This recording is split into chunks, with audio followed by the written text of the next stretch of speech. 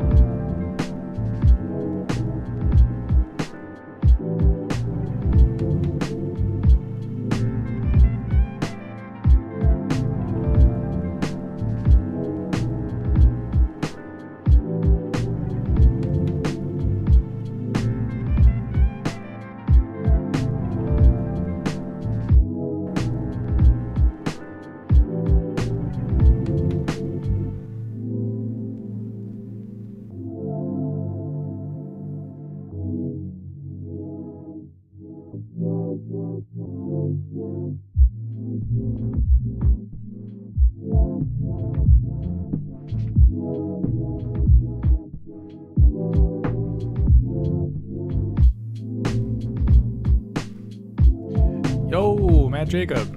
What's going on, bro? How's it hanging?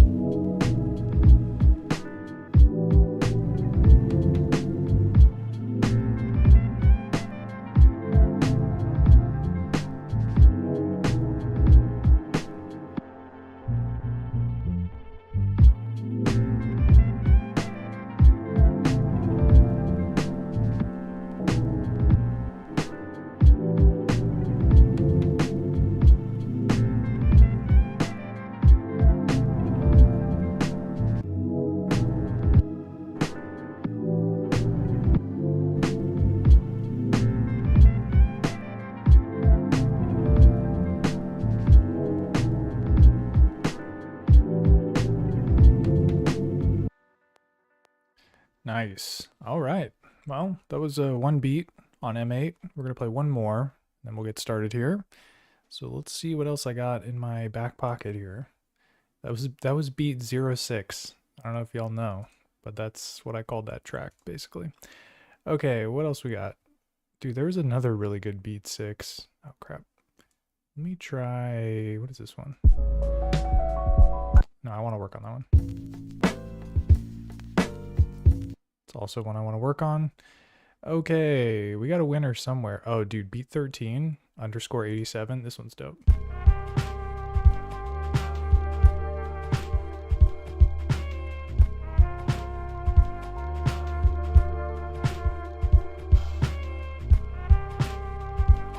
And I haven't even added any OTT compression yet.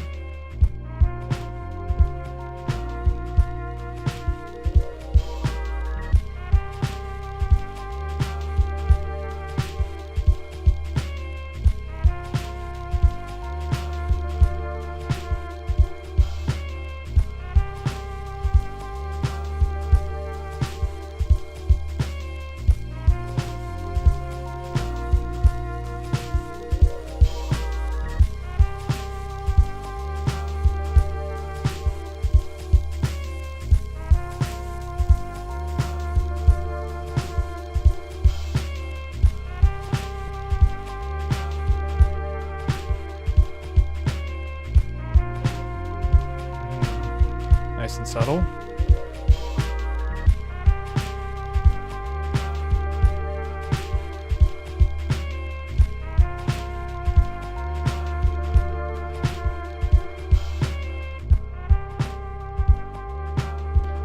I'm telling you, man, that OTT compressor, it had some flavor, dude.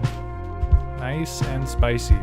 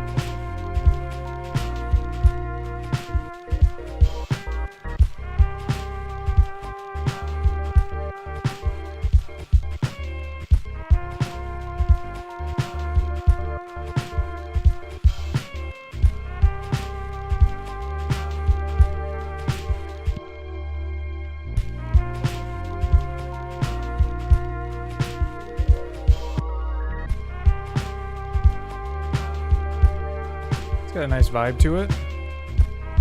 And I still got one track open too. So I gotta figure out what I want to put in there. But we'll get into that later. Yeah, that one's good. What's good, people? Yo, dude, Gat Earthrid. It's cracking. Dude, be jamming. Yo. Dude, you ordered an M8? That's what's up, dude. Nice. Yeah, man. Welcome to the club, to the team. Team M8. Dude, you're gonna have a lot of fun with that thing. I'm telling you. Its possibilities are endless. Well, it's actually quite confined in this little tracker space, but yeah, there's a lot of cool stuff you can do with this. So it's very deep, and I'm sure you'll have a lot of fun learning it. So yeah, man, that's awesome. Congratulations. Yeah, I wondered how many people would pick up some of the because they had it wasn't a pre-order, you could just buy it immediately. So I was thinking there were some people I was thinking of that would possibly purchase it. So it's cool to see that you got one. Yeah, man, tons of videos out there on how to do stuff. There's videos where they go over like the whole workflow on it, and then there's videos like mine that are like specific to like certain aspects, like, you know, USB audio effects or whatever. But yeah, man, plenty to learn, and the Discord's helpful too. So definitely get in there and ask questions. People are always really happy to help you find your way. Yeah, man, that's what we're talking about, Steve Blum.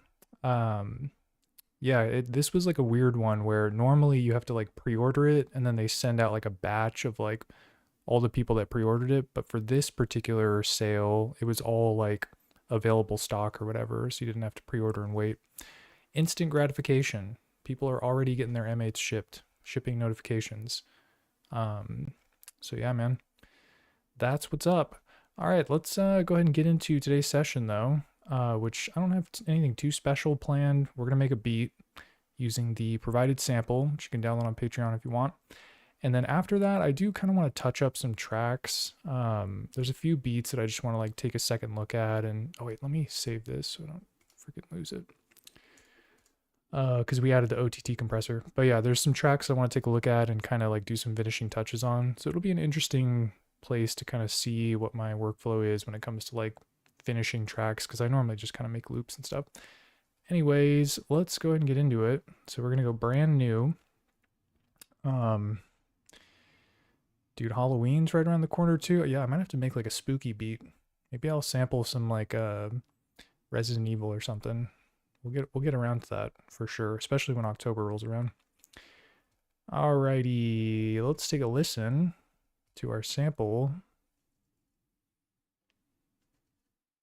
Trying to remember what the sample's called. I think it's called Cosmic Dance.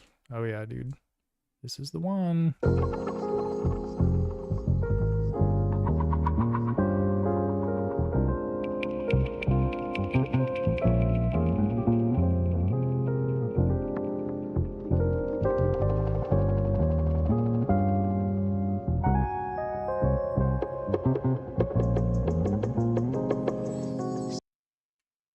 Nice. Yeah, I kind of cut it off there. That was when the vocalist came in.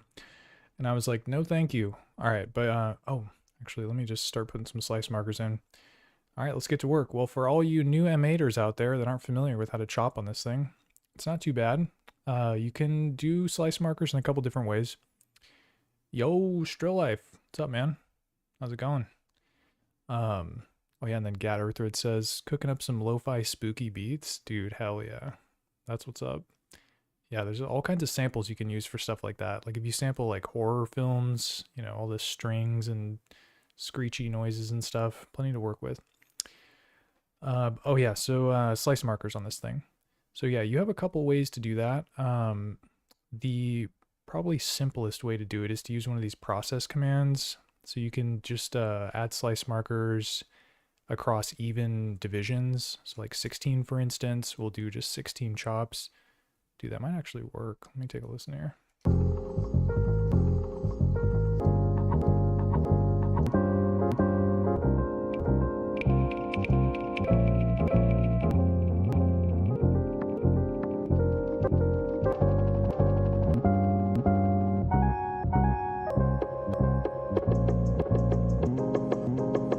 Wow, I like never do that, and it actually worked out perfect. That's pretty awesome. All right, so yeah, you can use the process command to add slice markers, but you could also do lazy chops. So for instance, if you just hold play and then tap the edit button as the playhead's moving through the sample, and you have to have the slice marker parameter highlighted.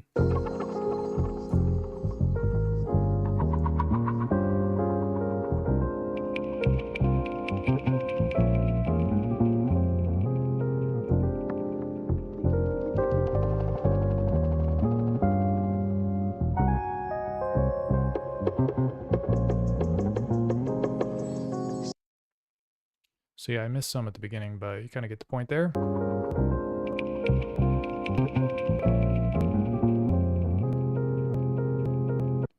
And you can hear there's some pops too, because if you don't hit it on the 0-point crossing, then it will not sound very smooth.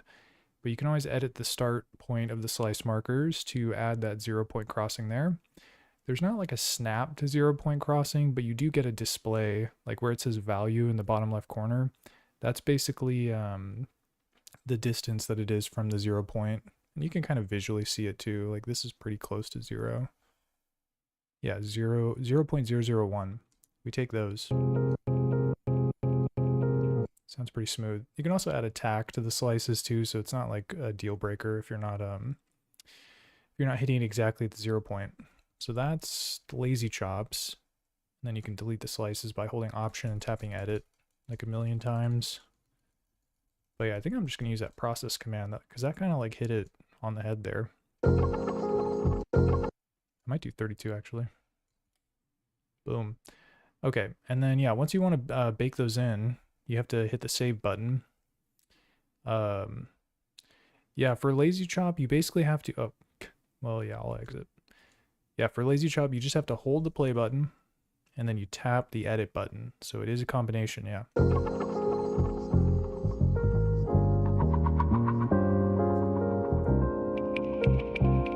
Yeah, so if you're holding play and then tapping edit, it works. You have to highlight the slice marker parameter too. So that's another thing that's required. But yeah, that's about it. Yep. Okay. Get rid of this and then do my process command here. Yeah, let me try 32 actually and see what that's like.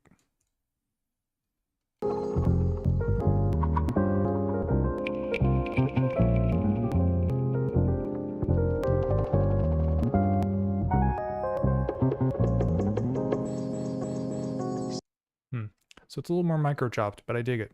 So we're going to overwrite. And then you can also, so yeah, the slices, they're not perfect because I used just the even slice or whatever. So I'm also going to do some attack. So you can add an envelope to the sample and it'll apply to every slice that you play.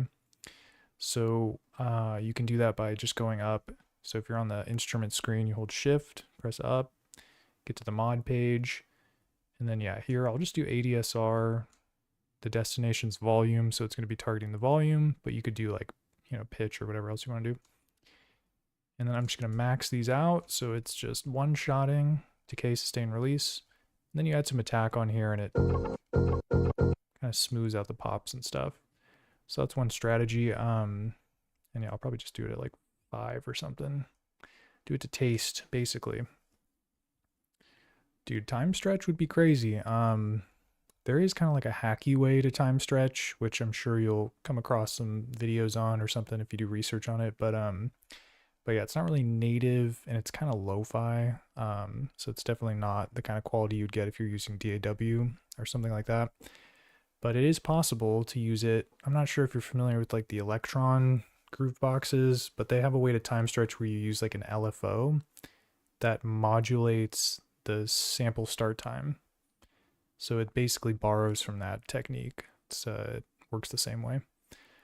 All right, but yeah, let's get some slice markers in and see what's what.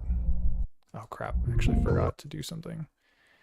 So yeah, for the slices, after you've added them, you also need to enable like the slice playback mode from the instrument. So I'll just do that.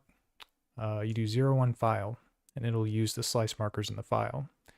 But if you set one of these, it can do like the even slice for you, like, you know, whatever, 32, 16, etc. But yeah, we put the slices in, so we're going to use 01 file. Now the sample slices start at the beginning of the keyboard at C1.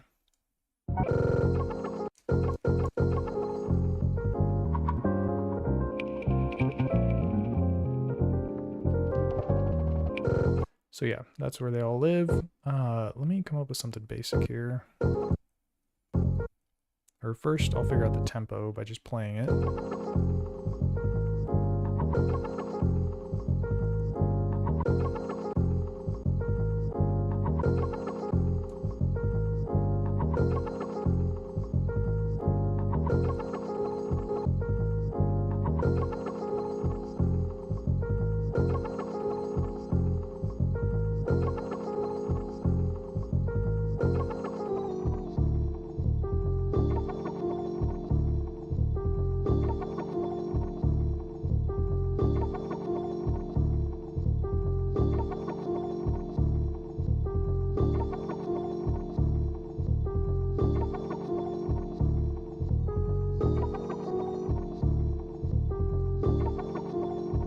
Yeah, I kind of like it at a detune 50, which is pitch down 3 semitones. Sounds pretty chill.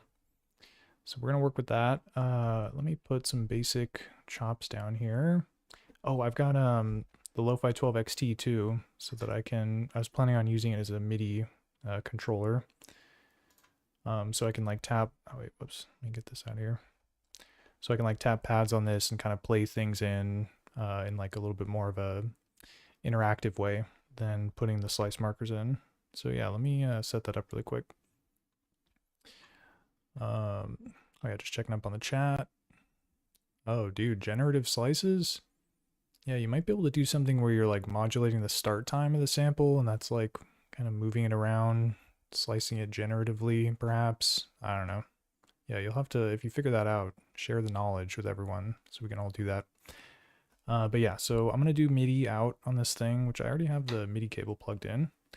So I just need to set a channel, and I'll do the rec note channel since I'm just using this to input notes into the M8. So yeah, the rec note channel, I've got it set as 09, channel 9. So I'm just going to do my MIDI over here, MIDI track, and then I'll do this on channel 9. Yeah, the way the MIDI works on the Lo-Fi 12 XT is that you can send MIDI notes on any of these 8 tracks, and it'll send it over a specific channel. So I've got track 1 set to send notes on channel 9, which is the rec note channel on the M8. I know it sounds kind of complicated, but it's really not that bad. And then out 2, so it's sending the notes out. TX note, so it's transmitting the notes. I think we're ready to rock here. Click the pad button, and I should be able to play the slices back.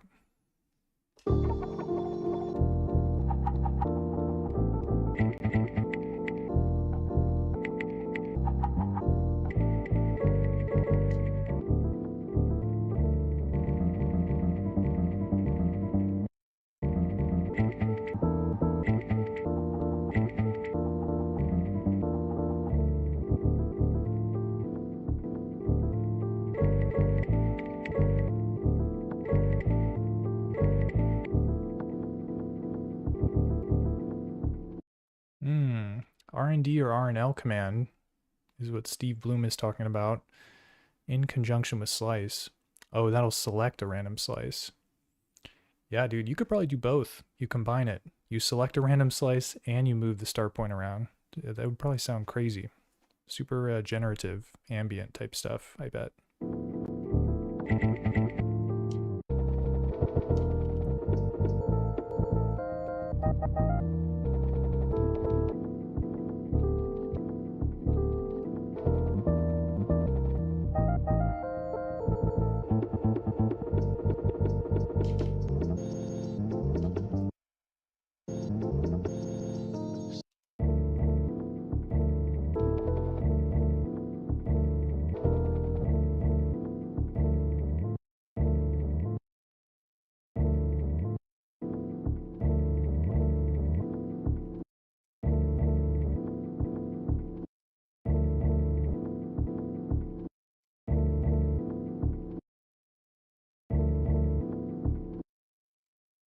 All right, let me just change some settings here. I gotta do, I gotta turn off this rec note setting. Okay, let me make this big again. So yeah, the way the rec note channel works is it kind of just takes whatever last instrument that you selected and it allows you to put notes into the sequencer, the M8 sequencer. So right now I have the sample chops playing, but it's also capturing the delay and off commands, which I'm not really interested in. Basically, this would allow you to have it capture when you let off the key, which can be useful for certain types of instruments that you want to gate, but I'm not doing that here. And then the rec delay is basically going to add a delay command to the note so that it offsets it a little bit. So it lets you play off the grid, which again, I'm not at this stage to do that on this beat yet, but I probably will turn it back on once I get to that point. Okay, so we got some basic stuff here.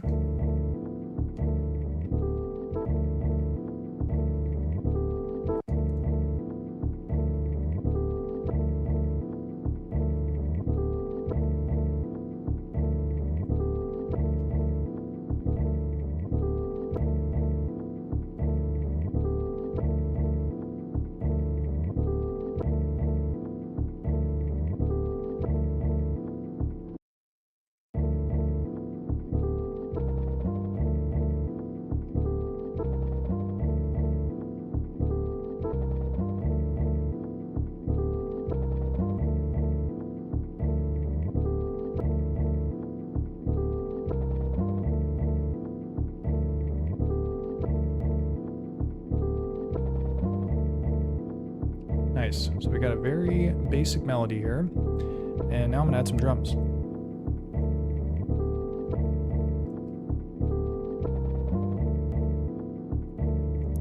All right, so we're gonna use track 2 for that. Dude, the engineer says sweet sample. I appreciate you saying that, man. You can also download the sample if you want to mess around with it. It's on the Patreon for free. You don't have to pay for it. But yeah, check it out if you're interested. And if you do end up flipping it, let me know, because I love listening to other people's flips. All right, what do we got here? So let's start with the snare.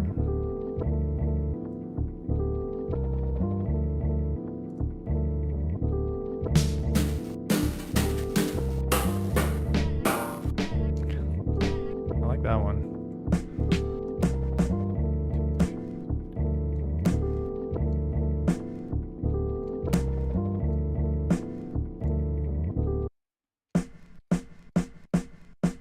Snare sounds nice. Snare 472.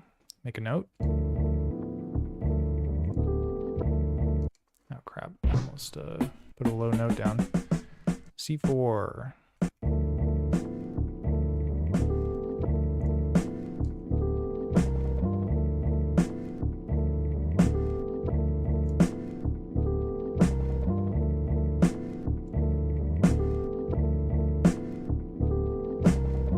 And I want to gate the snare a little bit, because right now it's like playing all the way through, and I feel like putting an envelope on it would give it a better sound, make it sound a little snappier. So we'll do AHD envelope.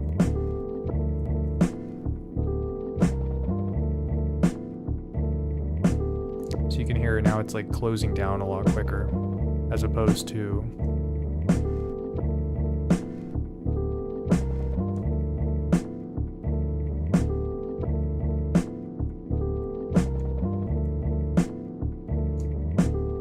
nice. So it sounds pretty chill. What else we got?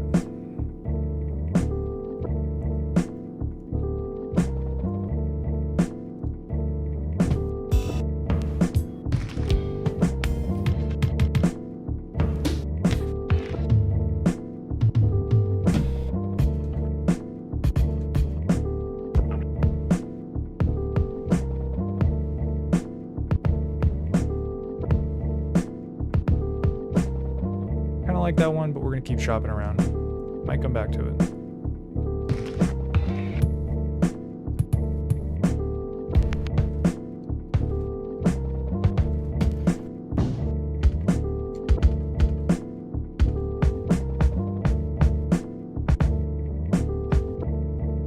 That one sounds fat.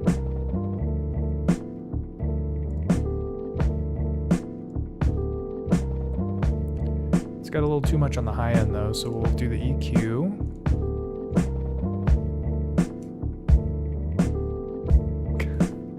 Just dip it. Now we gotta bring it up. And I like doing the high cut. Yeah, this one's pretty cool because you can just kind of like get like a very small amount of the high end through.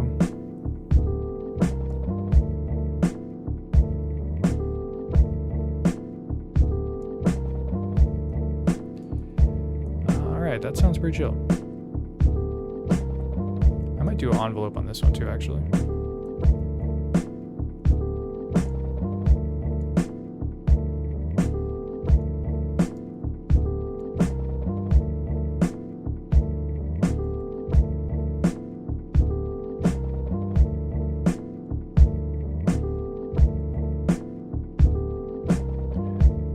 Do a hi-hat and then we'll add some micro timing and stuff. Hi-hat, where you at?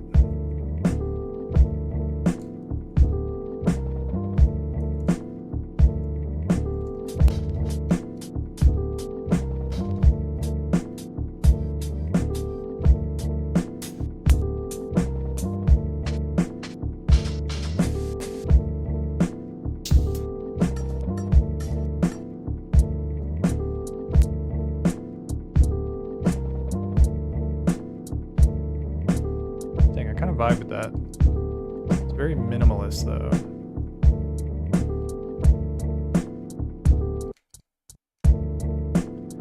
But if we pitch it down,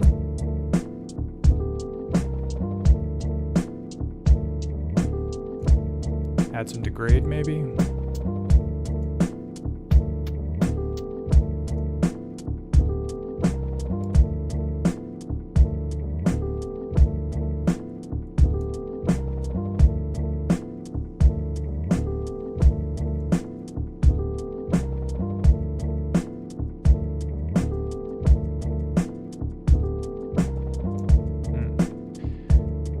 Trying out some delay there for a double hi-hat pattern. I think we're chill off that though.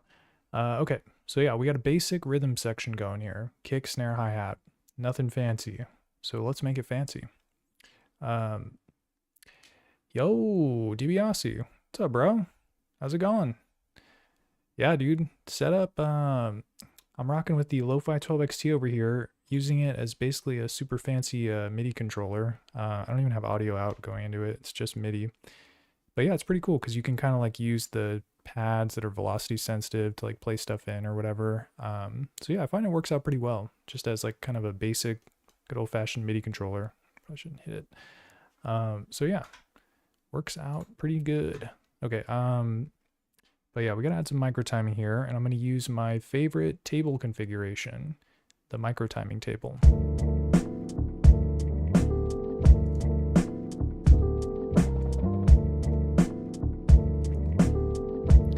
Yeah, the way this thing works is you basically have to just copy and paste this table, which I have saved. I found this on the Dirtywave Discord, so big shout out to the people there. And yeah, I have to paste it into the hi-hat instrument table. And now that it's pasted in, I can add commands to the sequence that'll push the notes back, move them off grid basically. And the command is THO, table hop. We be hopping. And there ain't no stopping. Okay, so I'm gonna select this. And once I set it to 2, you're gonna hear it like really snap off the grid. So take a listen.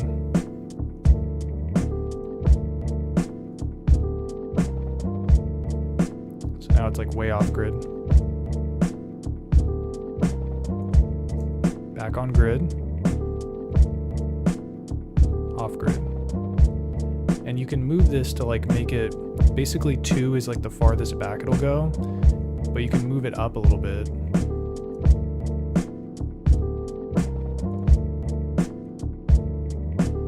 Or you could just set them to different values. It kind of like has a different sound to it.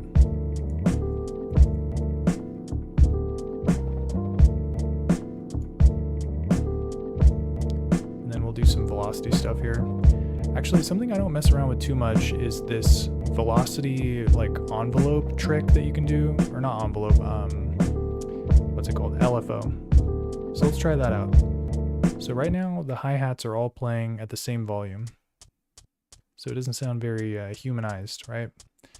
But what you can do is if you go to the hi-hat instrument and you go up, so you're on the mod page, from here you can set an LFO to control the volume.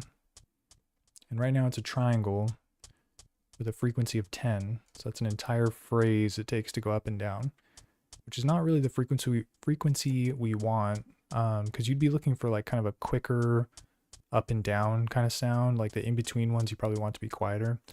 So you can change the frequency to something like 2 steps. So every 2 steps it'll cycle fully, or you do 4 maybe. And then from here, if you adjust the amount, this will change like how far it goes from the volume that you have set. So this is like the maximum distance that it'll travel, as opposed to this where it's a little bit tighter and it's not decreasing as much.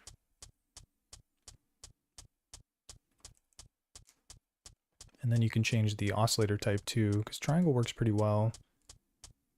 Sine is not bad, I guess. Yeah, it's a little bit subtle. It might be hard to hear, especially for the hi-hat, which is kind of quieter. But yeah, it's kind of a way to basically modulate the volume is what I'm doing.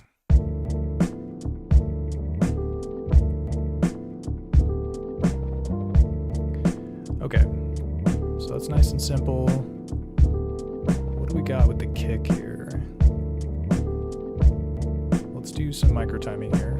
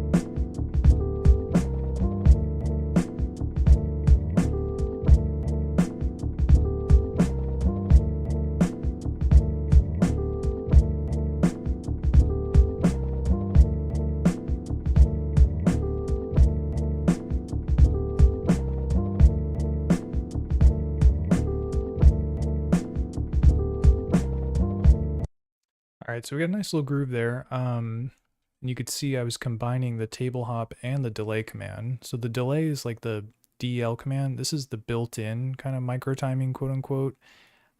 It basically lets you move things off the grid by a certain number of ticks. And the tick is basically like a division of time between the steps. And by default, there's 6 ticks between each step. So it's not very precise. So if you do like delay 1, that's like 1/6 of the way ahead of the step, which is like, I don't know, I forget what the math is. If you divide 1 by 6, whatever that percentage is like the micro timing percentage that it would equate to. So it's probably like 15% or 13% or something like that. I don't know off the top of my head. But yeah, so I don't find it to be very precise, but it is good in combination with this table configuration because you can move things that amount and then move them a little bit extra with the table hop. So that's kind of how that works. But yeah, so I've got this kick pattern here. There's a ton of kicks. So I'm going to use the nth command, which is another handy dandy command. And this basically allows you to, where is it? Here we go. This allows you to have certain notes trigger on certain times that the sequencer moves through the sequence, basically. So you can have it like skip notes. Think of it as like triggering every other bar or every other phrase or whatever. So we can do on to, which means it'll only play the second time it goes through. So it skipped this kick. Oh wait, it's not gonna work because you have to have that many phrases in the chain as well. So now I have 2 phrases. So now it'll skip it on this phrase and then it'll play it on this one. So it skipped this one. And then it played it.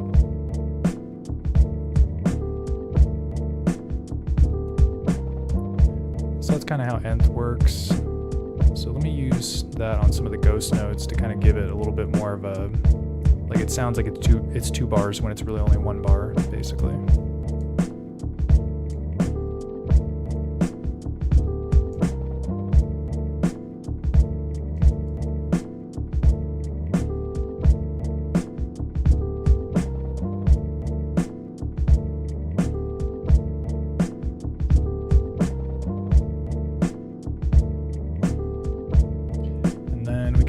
Timing on the hat or the snare as well, I mean. So let's do that.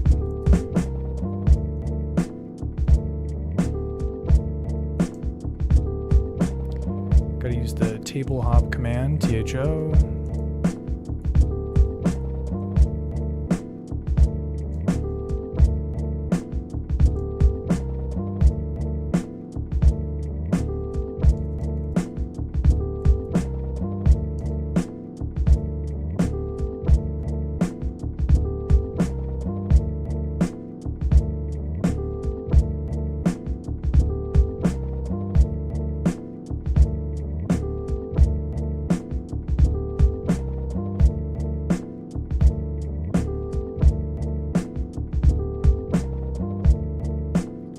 So yeah, this snare comes in a little bit late, which is gives it a nice kind of like groove, basically.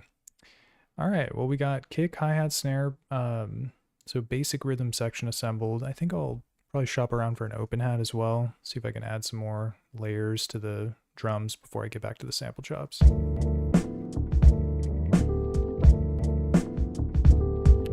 then yeah, BJamin is asking, how long did it take you to learn the basics for the M8? That's a good question. I can't remember, man. Yeah, I've had it for like a couple years now. I feel like I picked it up pretty quick, but yeah, it's definitely all about taking small steps and kind of like figuring out your workflow and stuff. But yeah, I don't know how long it took me. Maybe like a week or 2, perhaps. It just depends on how much time you have to devote into it. But yeah, I feel like if you spend like a couple hours on it a week, you'll probably get the hang of it in, yeah, maybe a couple weeks or something. But obviously the more time and videos you watch, the quicker you'll probably get around on it. All right, what else we got here?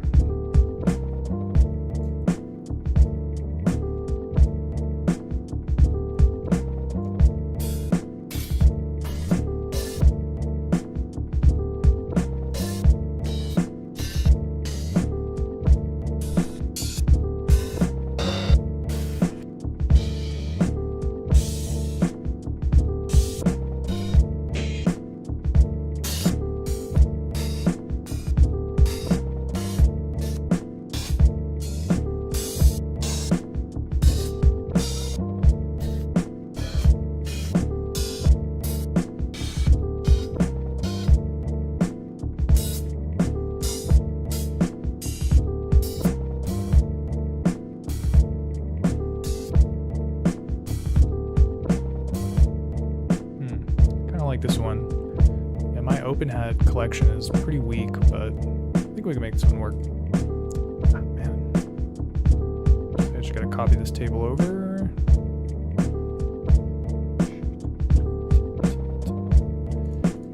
All right. And then, yeah, so I've got this hi-hat phrase here, which has all the hi-hat notes in it. So I'm gonna clone it by holding Shift, and then pressing Option, and then still holding Shift, press Edit. Boom.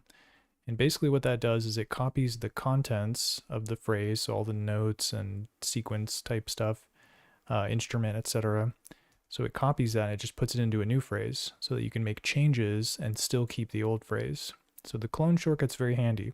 So yeah, just to run through that again, you basically just do Shift, Option, Edit, and it'll clone it. So yeah, let's do, and then in this one, I'm going to put the open hat. So I think I want it near the snare.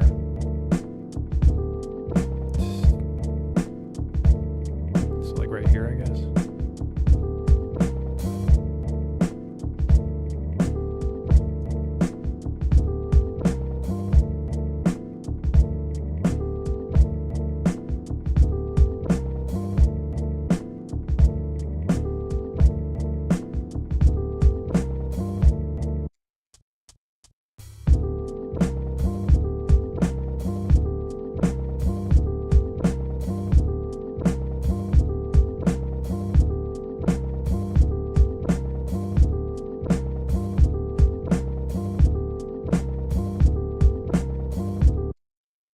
Yeah, so I wanted to dial in the micro timing here, and you can play a selection by just highlighting it. So Shift Option, and then if you select it, if you press play while the selection is still active, it'll basically just loop that part. You can press the play button and it'll just play the phrase.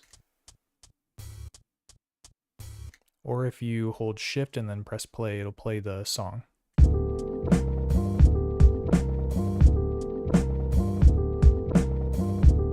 But it's good for adjusting values where you want to hear it over and over again to like move it to the correct point, or if you want to make the levels correct or whatever. So it's kind of a handy little workflow tip there to select things and then press the play button so that it loops.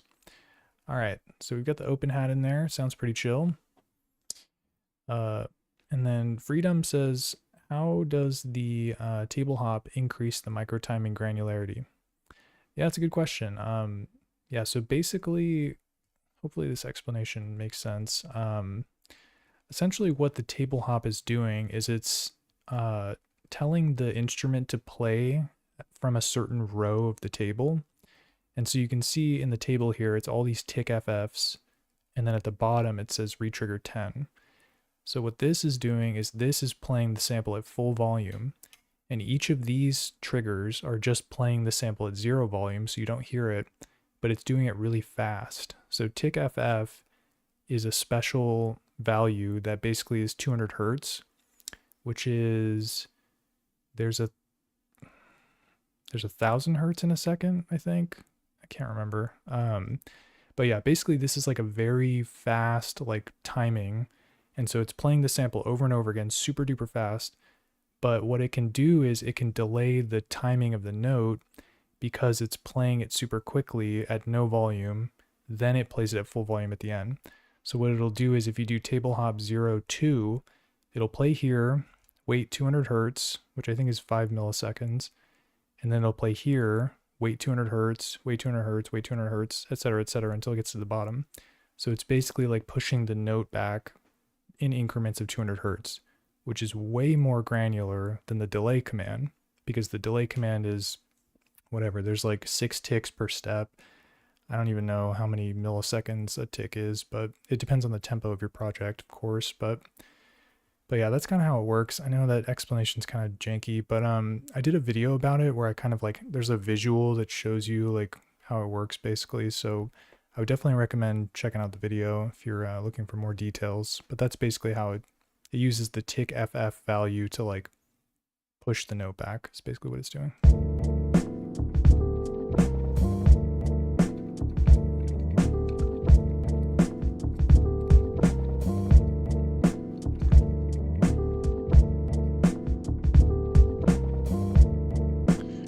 All right, what else we got here? Maybe I'll play some different sample chops now that I've got the rhythm section down. So I'm going to keep chain 10 because I do like the sound of this. So let's do something different here. Set it to 11.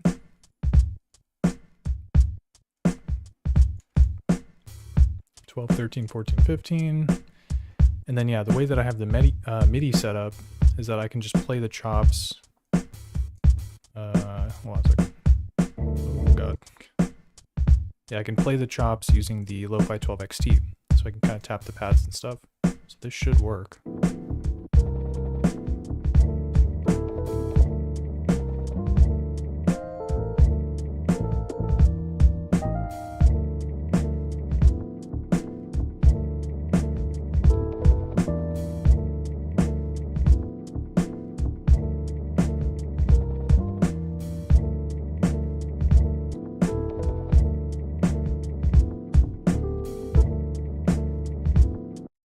Nice. So we got a chill vibe there. I do want to turn on that setting though that I was talking about earlier, which I turned off.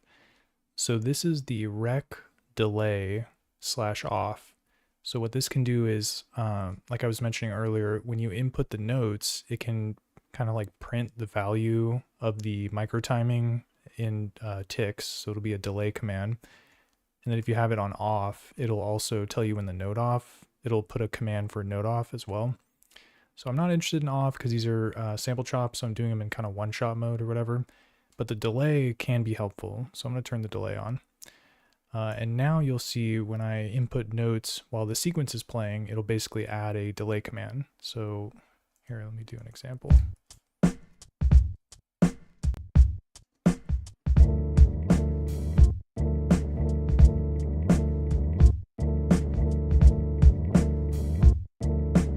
See like the delay command here. I guess these ones I just hit right on the money. I'm just that good. I'm just kidding. Yo, Mango C4, what's up, man? Dude, yeah, this thing is pretty awesome, dude. The M8 by Dirtywave.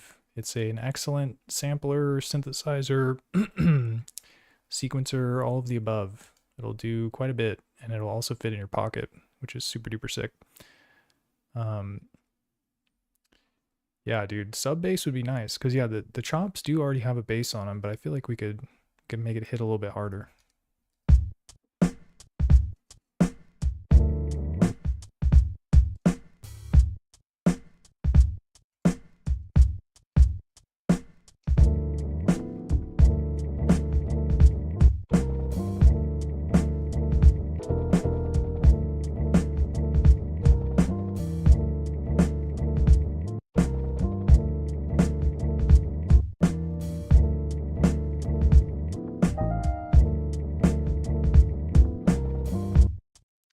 Actually, you know what I'm going to do? I'm going to use a technique that DiBiase likes to use, which I think is pretty awesome.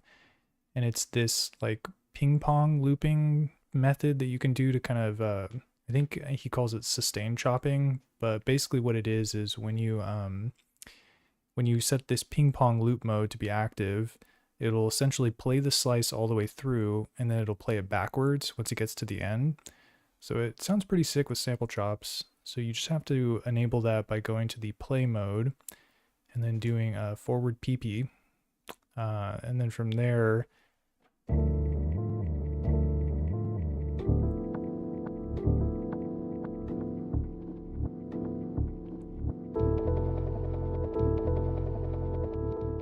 yeah, so it kind of gives you like more time per slice basically. So you can have a lot of fun with it. But yeah, Freedom was asking, did you create the sample chops in the M8 or another device? Yeah, so I did do them on the M8. Yeah, I added the slice markers on this device, which can be a little bit tricky because it doesn't have, knobs or other things that's easy to like move the values around. You kind of just have to use these buttons, which is, it's not great, but it definitely works, gets the job done. But yeah, so basically what this is doing now is, in fact, I can show you the difference. So yeah, this is this chop. So it just cuts off. And then from here, when I do forward PP, so it kind of like makes it sustain longer. I think that's why it's called sustain chopping.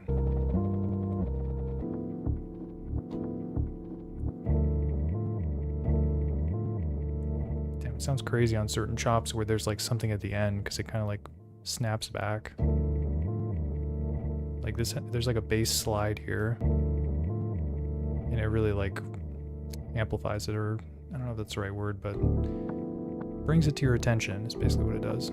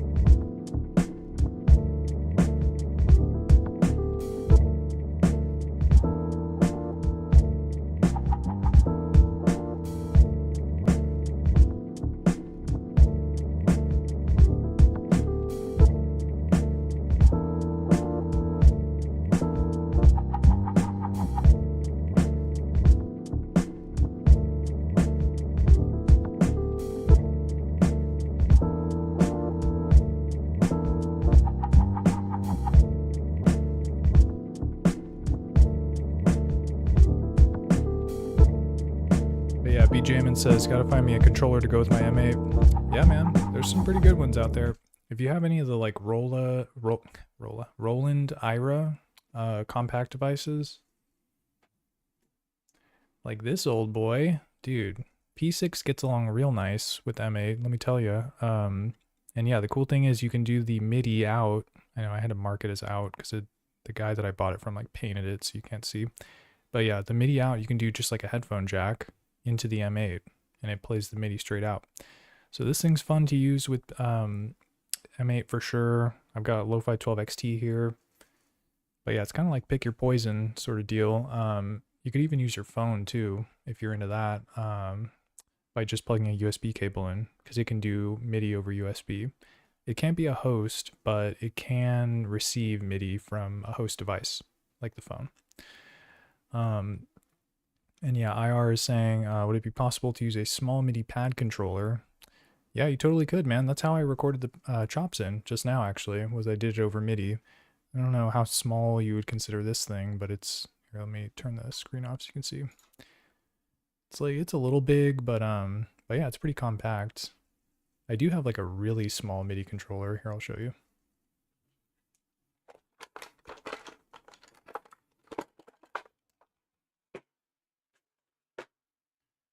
Yeah, bro, this thing is freaking crazy. Dude, this is like this MIDI controller called the Phantasmal Force. It's got hair on it. But yeah, it's basically this like super tiny, this is like smaller than a pocket operator.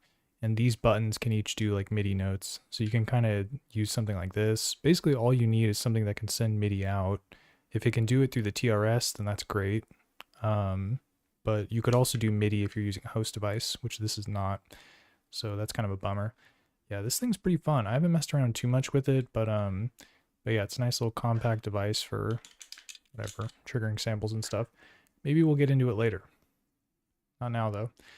And then yeah, Freedom is saying, can I use Koala Sampler on my phone? Yeah, dude, you totally can. In fact, I did a video about that. Yeah, you can basically use the MIDI out instrument on Koala to trigger samples on the M8. It's not that hard. There are a few steps you gotta do, but it's not bad at all. So yeah, man, you got many options with the M8. That's for sure. All right, let me fix these sample chops real quick.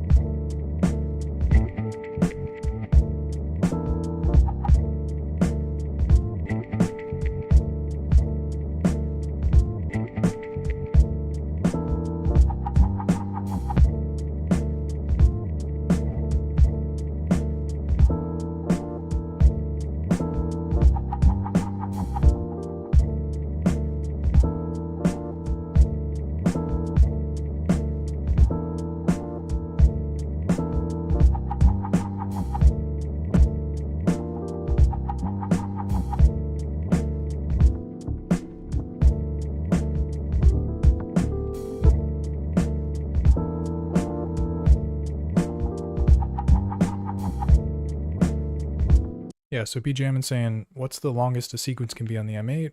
And yeah, it's definitely linked to the phrase. So yeah, the chain can have 16 phrases. So you could do, yeah, a 16 phrase chain. But then from the song view, I don't remember how many chains you can put. But it could be pretty long, man. Like this goes all the way down to FF, which is 256 or 255 maybe. Because I think the top row is, well, no, the top row is 0, 0, so it would be 256. So yeah, you could do 256 16 bar phrases in a row. So 256 times 16, that's the longest that a song could be, theoretically. But you could make it even longer by lowering the resolution.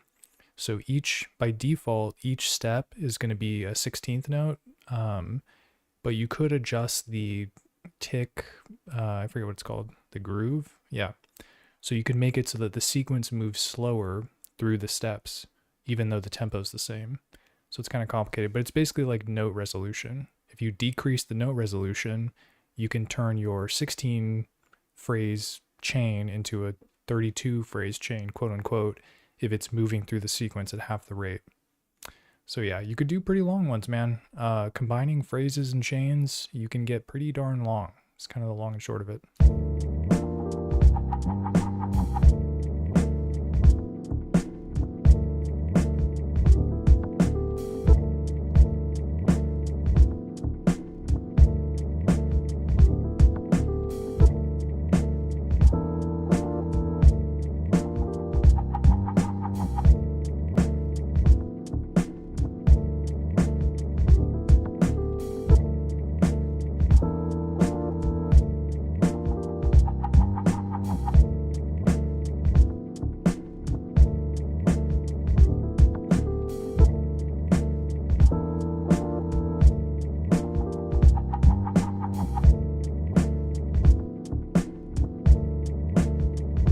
What else we got here?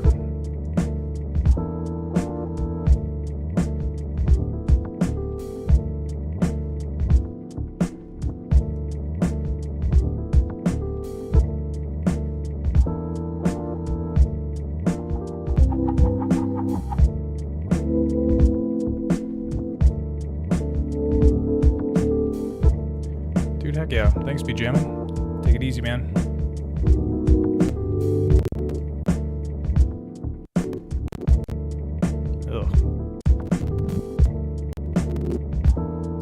This thing sounds kind of weird.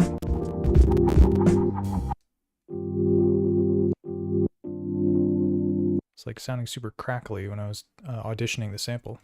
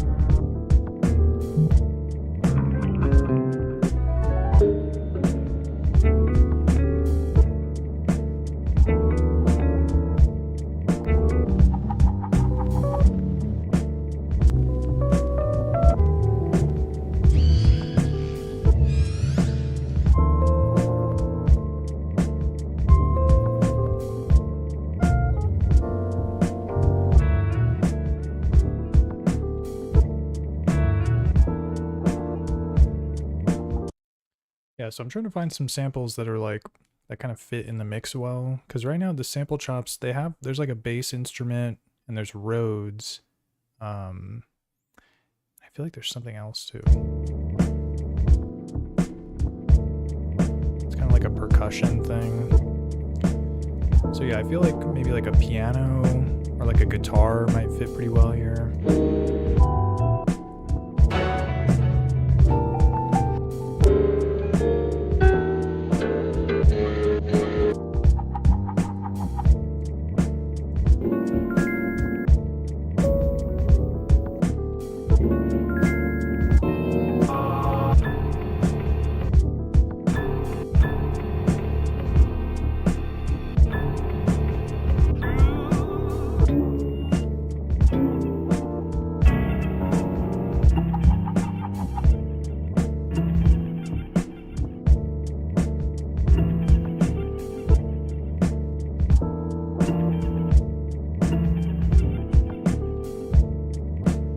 Kind of interesting.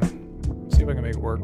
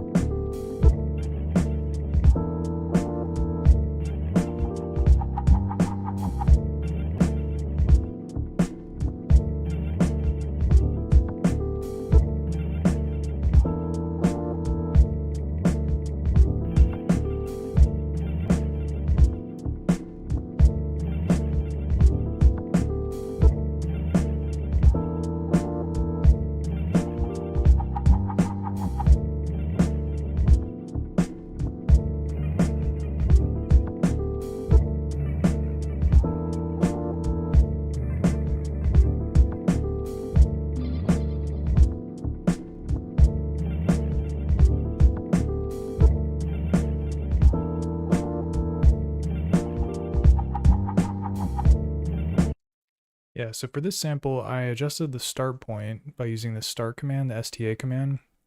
It can give you a very interesting timing of samples because you can kind of like basically change the start point for that trigger of the sample. So it's like adjusting the start point on the fly, which can result in, because this sample has like some delay on it, so it kind of like moves the delay into an interesting interval that I kind of like.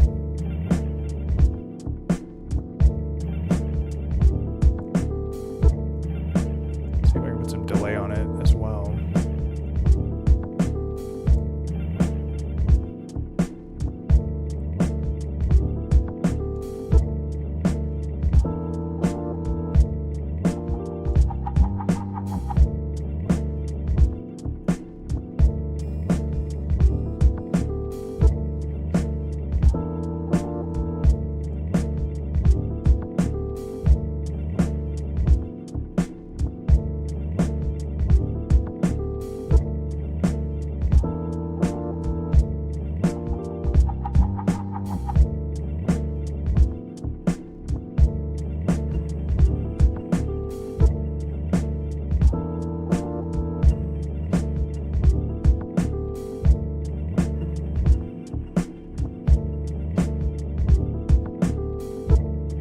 A little subtle.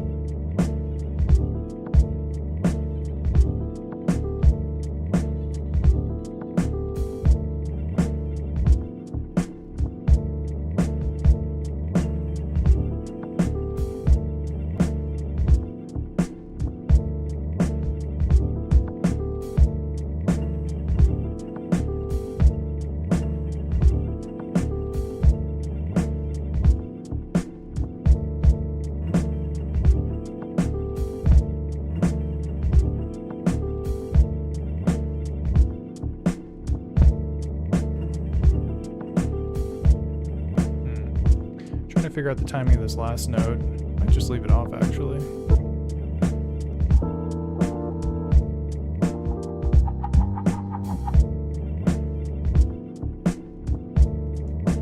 I'll just keep it at 51. Okay.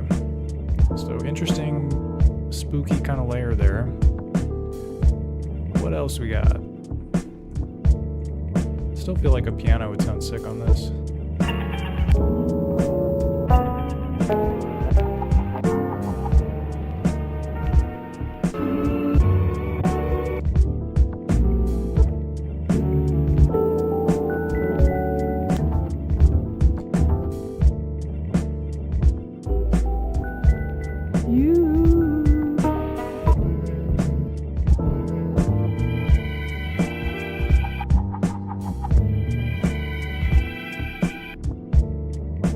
Dude, maybe that sounds kind of sick.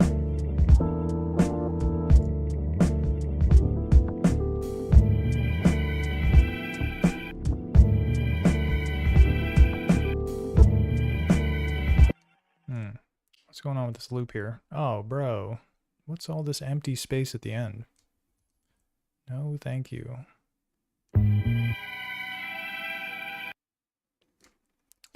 Yeah, let's trim that out. We're going to crop it. Okay, so I'm at the beginning of the, or the end of the waveform. Then I'll just hit crop. Let me 16-bit this too, because I'm pretty sure these samples are 24-bit, which will affect whether or not I can pitch them up. And then overwrite, and let's take a listen now.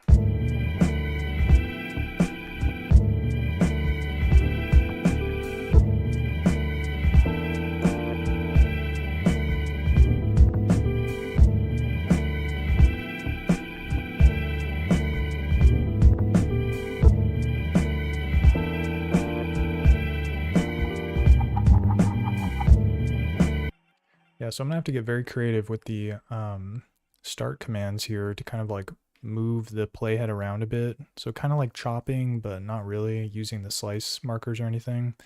So let me take a look here, see if we can find some good ones.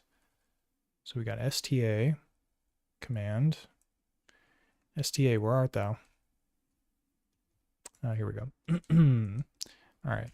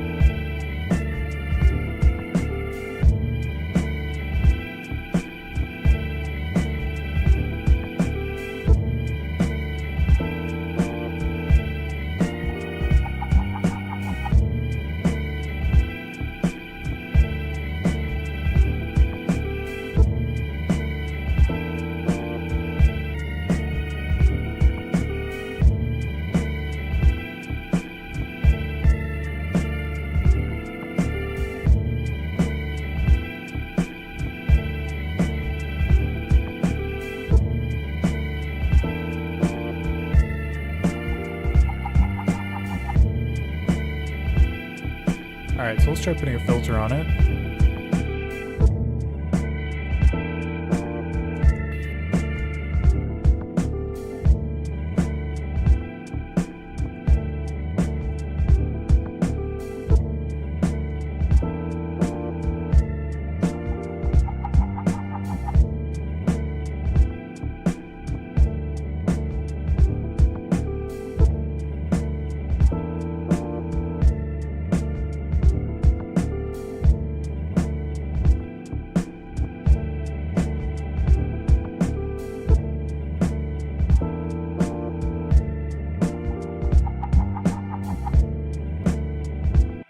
Nice and subtle. And yeah, they actually, in the beta firmware for M8, there is a shimmer reverb that might sound pretty sick on this. So let's take a look here at the shimmer parameter and let's make this thing shine.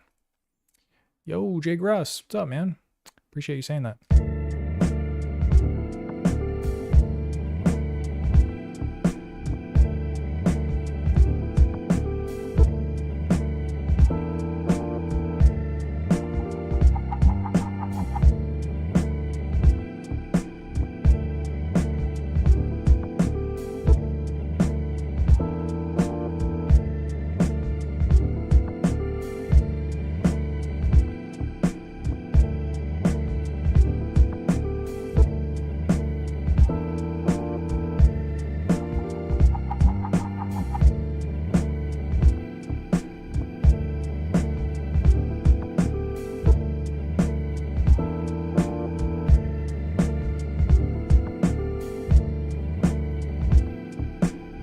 Might be too loud, but it sounds pretty chill.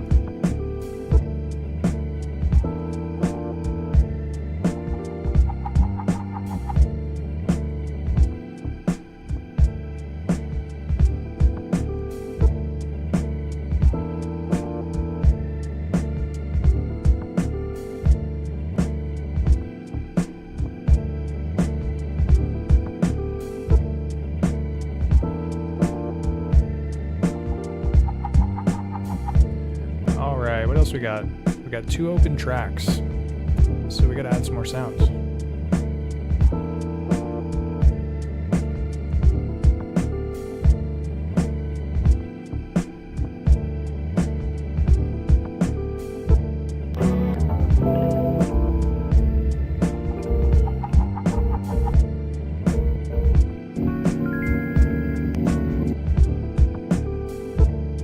Let me see if I can find that piano.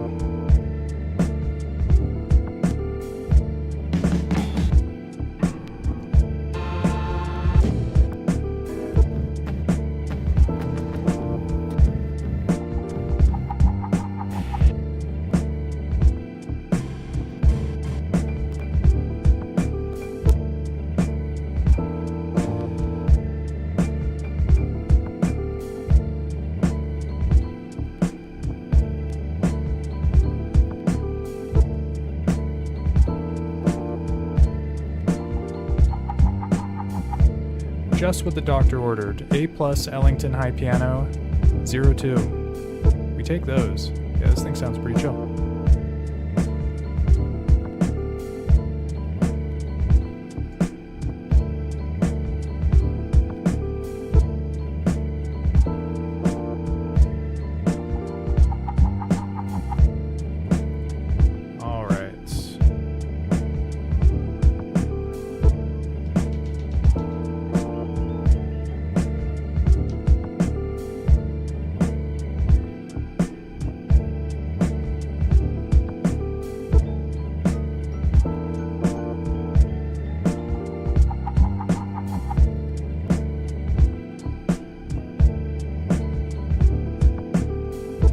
Turn it up a little bit.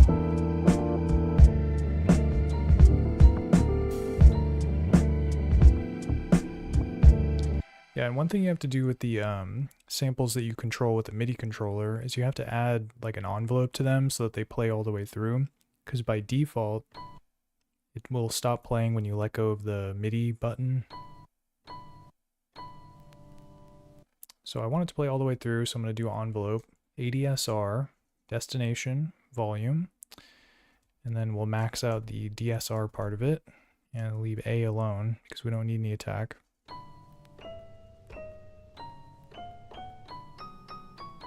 Nice. So now I can play something in.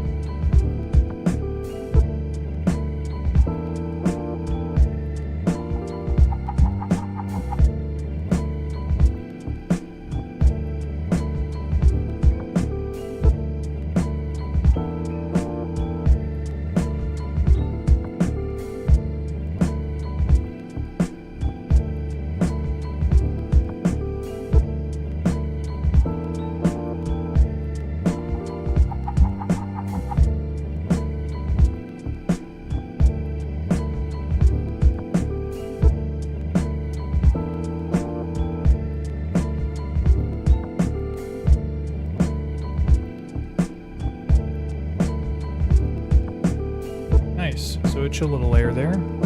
Works out pretty well.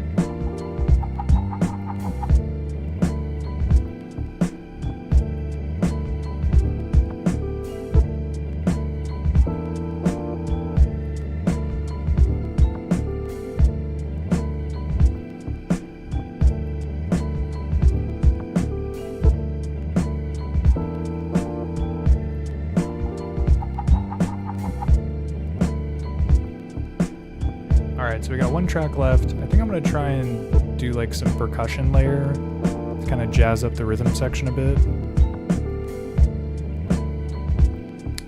So let's try and find a drum break. See if I can get it to play nice with the one-shots.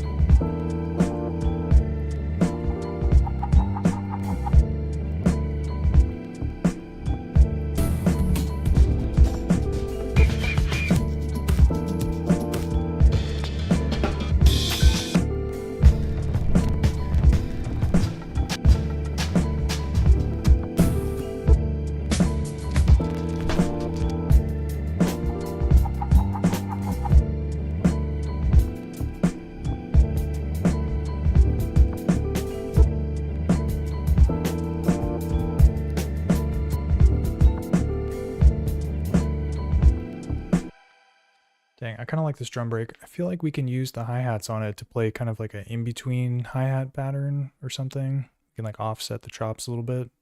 So I think this will work well. Let's get chopping though.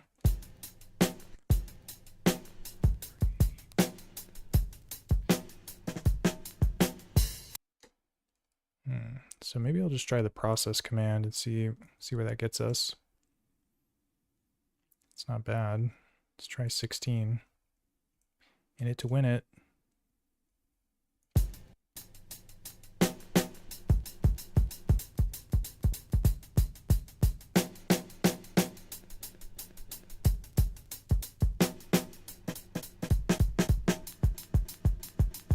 Dang. Yeah, actually lines up pretty well. I guess it's good to have perfect loops in your sample library. So we're going to overwrite. Set it to slice 01 file, and so now we'll be triggering the slice markers. Oh dude, and I have the MIDI controller set up, so I can just play the notes in, potentially. Yeah, and it starts at C1. So let's see one here. Oh, I gotta do that one shot thing. So you can see when I let go of it.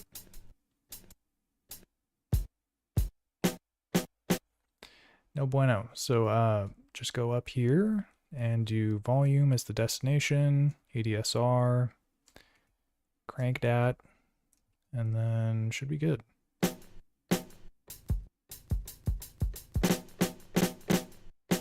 Ugh, some double triggers there. I don't know what's up with that.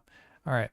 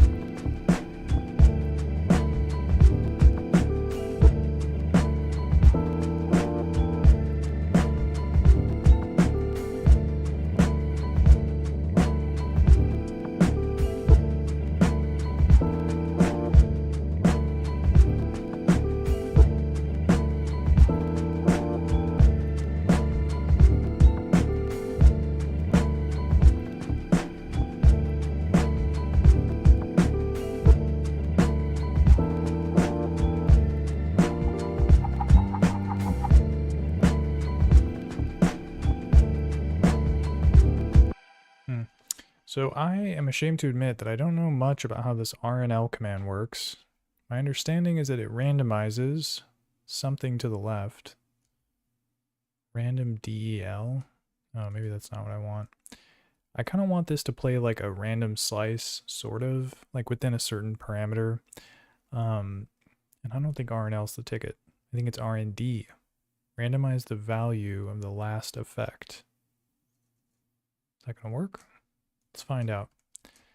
So yeah, this is going to random the first digit and the second.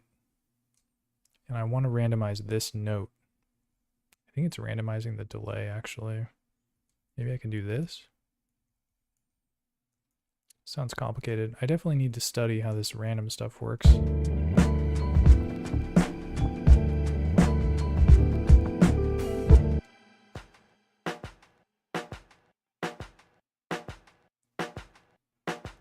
Yeah, it seems like it's just skipping the note.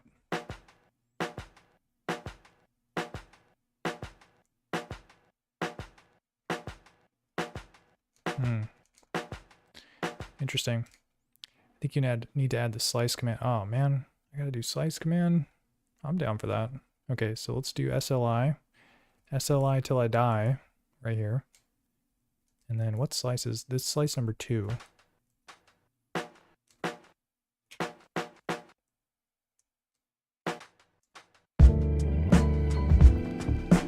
Oh yeah, and then I had DL10, which it needs to be 1, 0, 1. Okay, and then now you do RNL, random left, randomize the value of the left command. Yeah.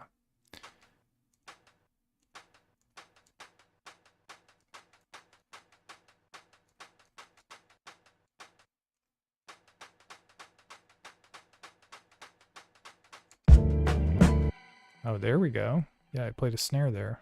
Let me try this. Oh, bro, there we go. Dude. That's what's up. Jay Gruss. Saving my bacon here with the knowledge. Dude, GG, what's up, man? Yeah, you do slice, then random to the right of it. Yep. That's how it works.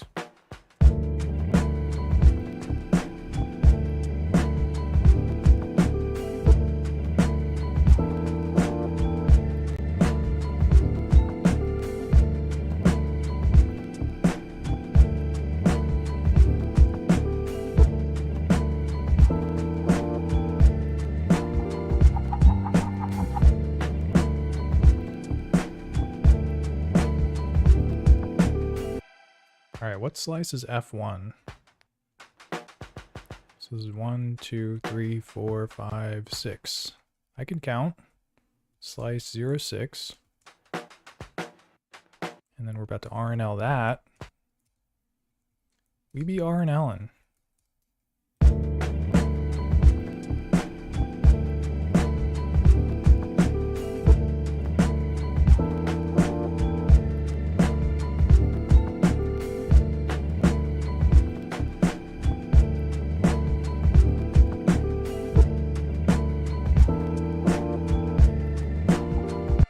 Wait, hold on a sec here.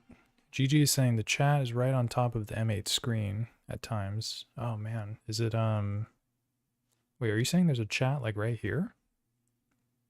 Cuz yeah, I'm not sure how it works. I forget what it looks like when you look at it on your phone. But yeah, I don't have any of the chat on like OBS or anything, so we're just chatting via the YouTubes. Oh, there is a chat right here? Dude, that's weird. Yeah, I don't have any things set up for that to work, but I'll have to look into that. But yeah, and then Friendman says, thought this might be inspiration for a future song idea, but imagine wearing a t-shirt made out of craft singles. Dude, that's what's up. That sounds tasty. Craft singles, yum.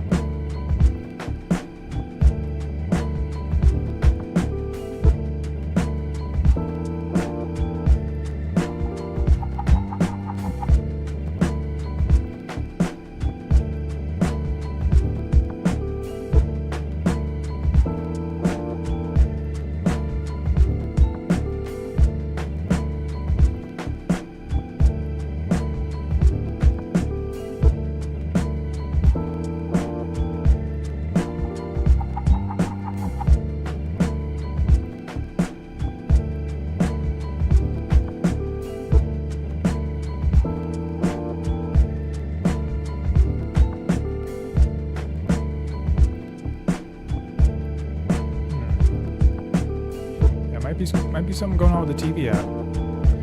Who knows?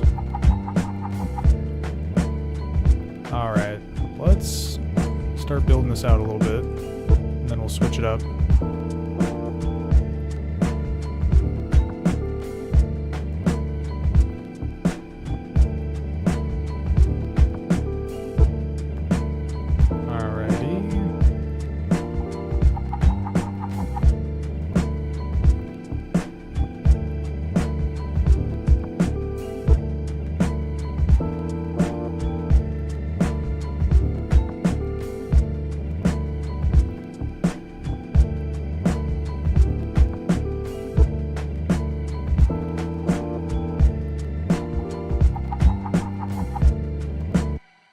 Alright, so thinking about the arrangement here, we've got sample chops, this is the snare drum, the kick drum, the hi-hat, and then what is this?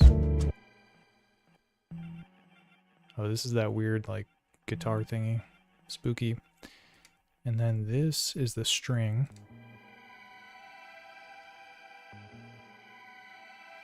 Dude, that shimmer reverb is hot. I'm into it. And then what is this? Oh, the piano.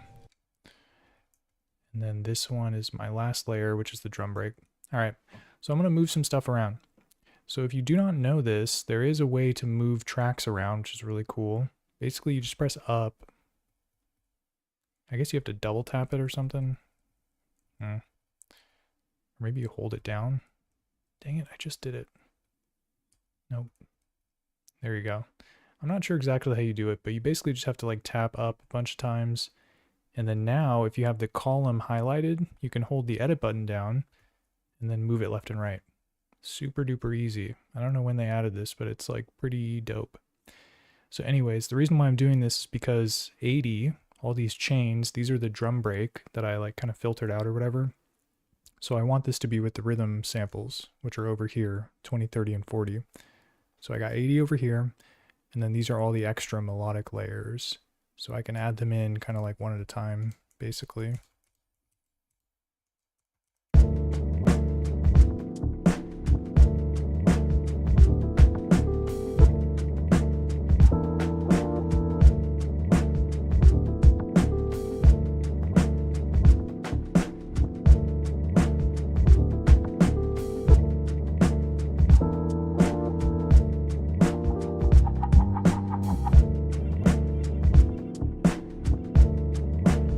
This one to come in early. All right, we're gonna edit undo, pretend like we're starting from the beginning.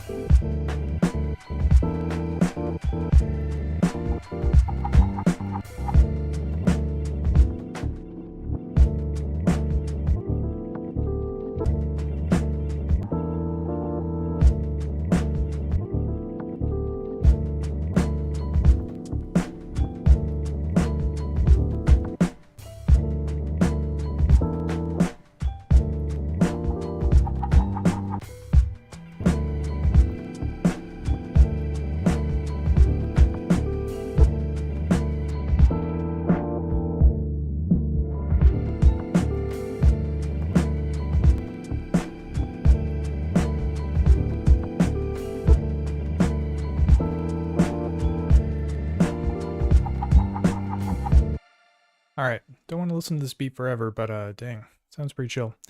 I'm happy with that. And yeah, basically built out the arrangement a little bit using the song mode here. Didn't do anything too crazy 'cause it's pretty repetitive with the drums, but yeah, overall it has just a little bit of kind of evolution that it does through the rows or whatever. Some layers come in, some layers come out, so pretty chill stuff. We will listen to it while I save it, and then we'll start working on something else.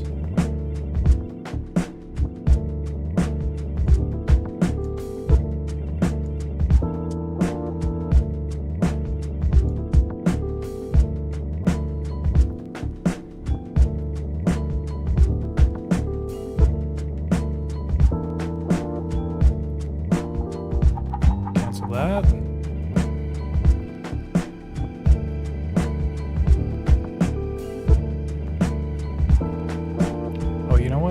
I forgot to add a OTT on it. OTT compression, which is a new effect basically that was added in the beta firmware. Let's see what that sounds like.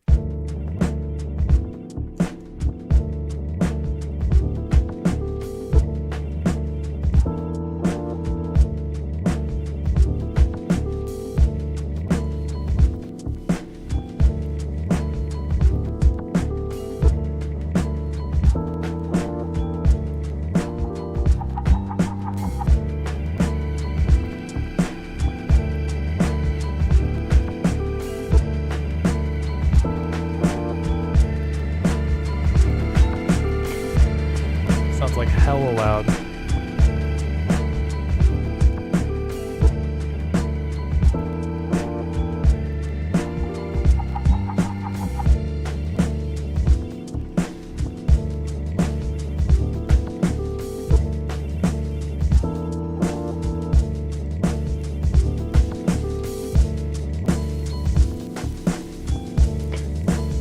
Yeah, it's like so noisy.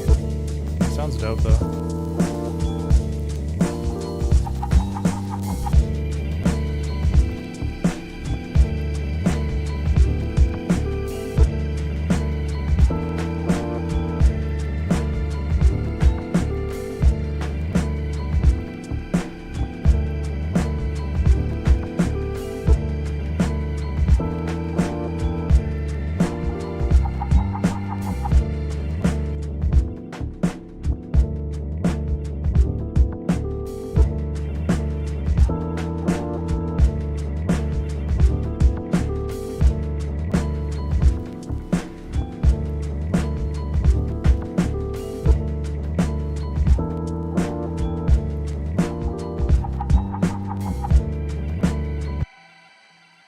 Yeah, so it kind of increases the levels of certain frequencies depending on what you set the color to. So when the color is at 80, which is the starting value, it's kind of in the middle.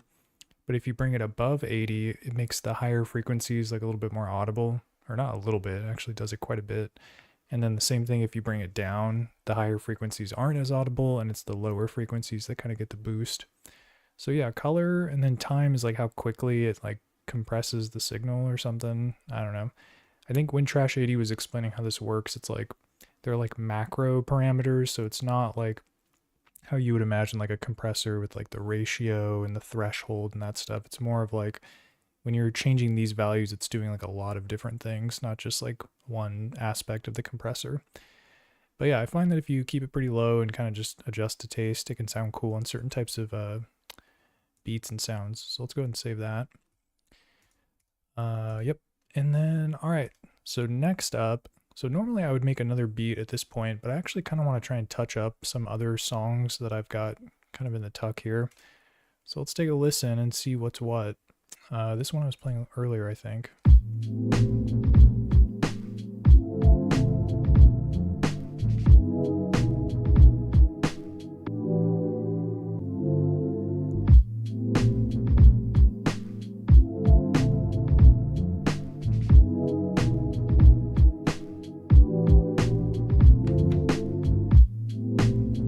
Doesn't do anything.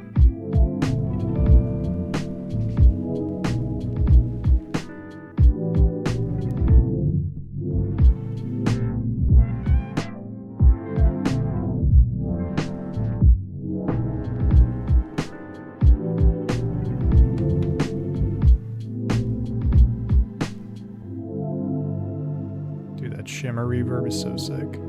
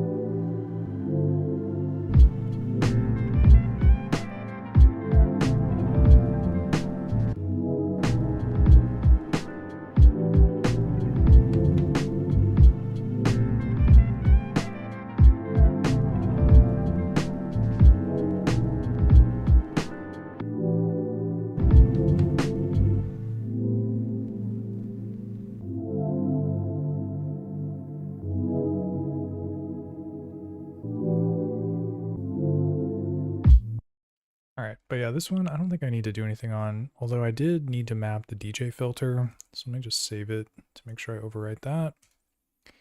That was beat 06.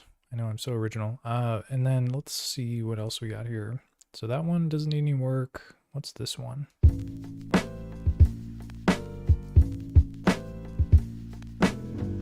Oh yeah, I was working on adding layers to this one. So yeah, let's take a listen and see what we can pepper in here.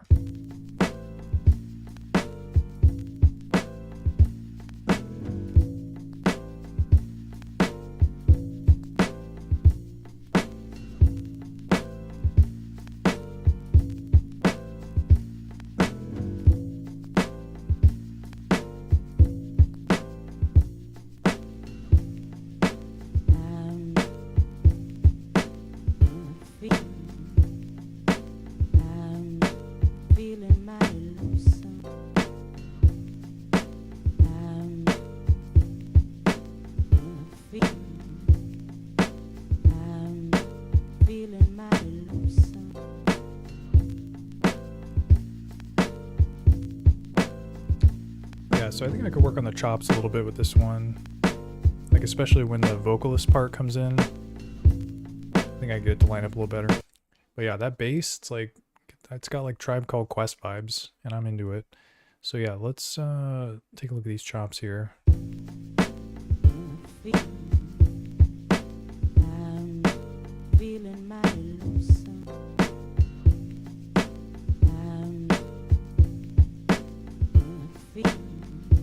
Yeah, this part sounds kind of weird.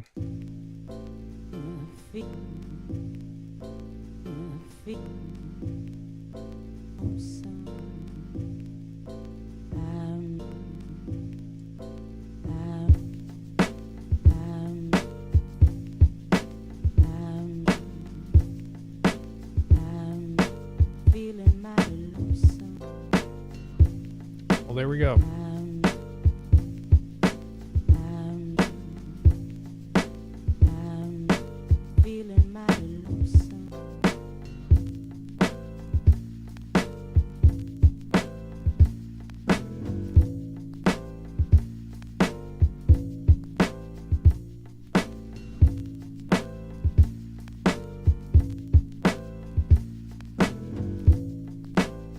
Alright, so let's work on this non-vocalist part.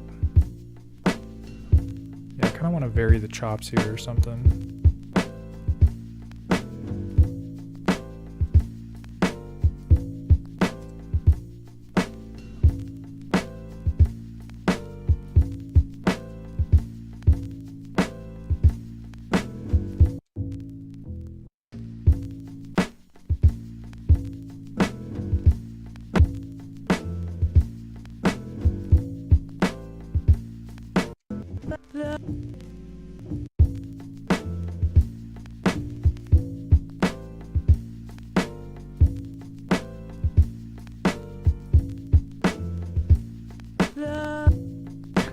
Dude, that sounded sick.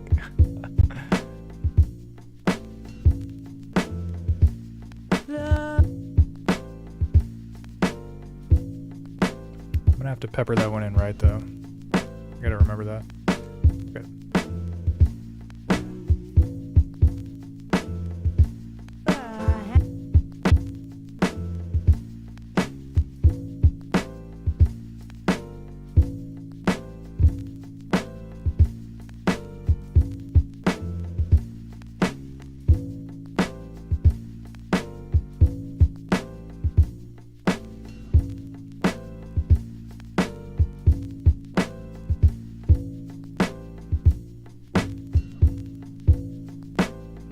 Yo, Samurai Chill.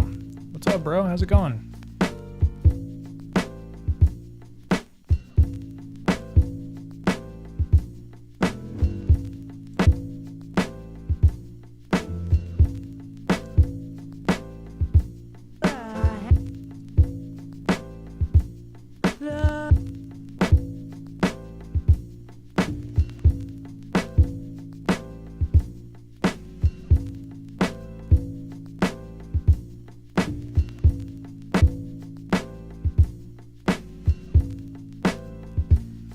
Nice. That sounds tight.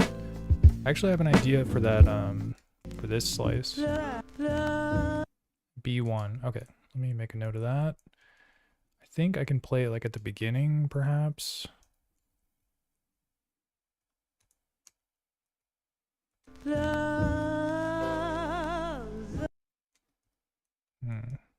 let's see what that's like.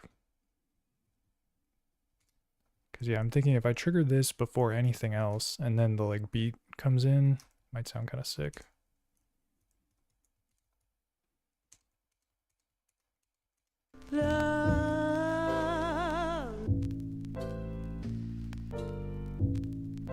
Oh shoot, I gotta do this.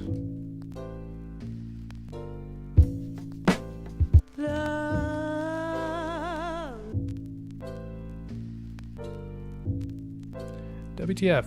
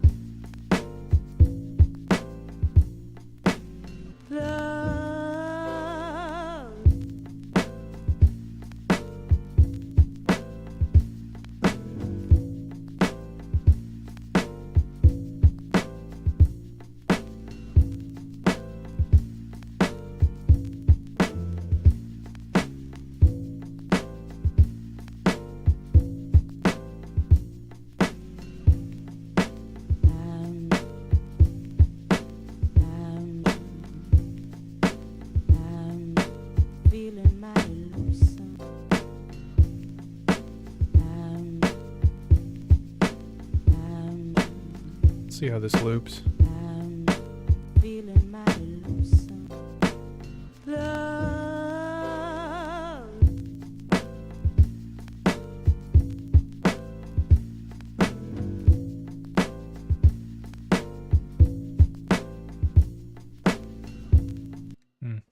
Yeah, it starts off pretty sick. I might just have to like copy and paste these over and over again and just have that play at the beginning.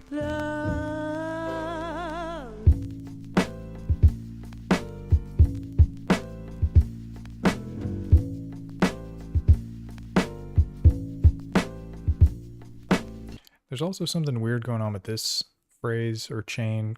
Yeah, take a look. It's like, I don't even know how many that is. 9? 2, 3, 4, 5, 6, 7, 8, 9. Yeah, this is basically this like polyrhythmic, like, I think these are the rides. No, it's the shaker. Yeah, basically I did this thing where I was using this hop command to like make it a, this is a 5-step sequence. 1, 2, 3, 4, 5, no, it's 6. So it's 6 steps and then it loops back to the beginning. So it's kind of like, it kind of gets off of the beat a little bit. Not so much if it was like an odd number, but it's still, it kind of has the illusion that there's more going on than there actually is. But it also is kind of a mess in this chain view because everything else is 4 phrases long. So it kind of like gets out of time eventually. Not sure exactly how to fix that. Probably gonna have to do some math, which sucks, but I'll figure it out. But yeah, Samurai Chill says it's going good. Fully committed to the Electron ecosystem? Dude, that's what's up. Alright, Samurai Chill, I got a question for you, dude. What is overbridge? I hear people talk about Electron and overbridge, and I don't know what it is. It's like some kind of USB connection for the Electron? Do you know? If you know, let me know, because I'm curious. But that's what's up, dude. Electron's dope, and I'm happy for you. And yeah, thanks, Real Show, for saying that.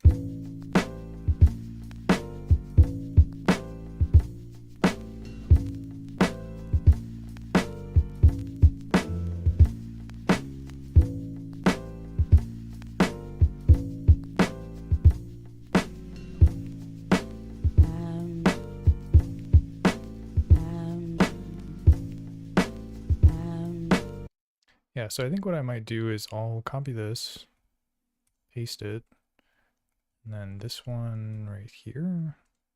Oh, it's gonna move it all down. Ugh, it's so messy. All right, yeah, so I'm gonna have this loop twice, 10, then 13, 10, then 13, and then 11 is when the vocalist comes in. And then I'll probably just have this play again, call it a day. And this is, how long is this? This is 1 minute and 51 seconds, which is like 2 minutes. That's pretty good, actually. Yeah, I think that'll work. Oh, dude, all right. So it is just USB. That's what's up. Dude, what's up, Victor Cyberpunks Music? Cyberpunks. Hope I said that right.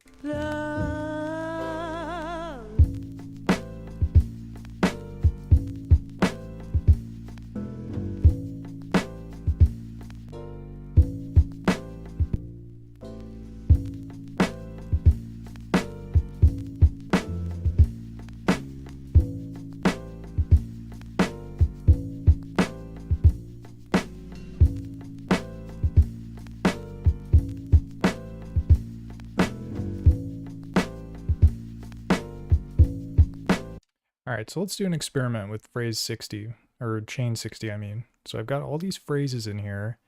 I'm gonna press play and see when it like gets to the end of one of these 4-bar ones.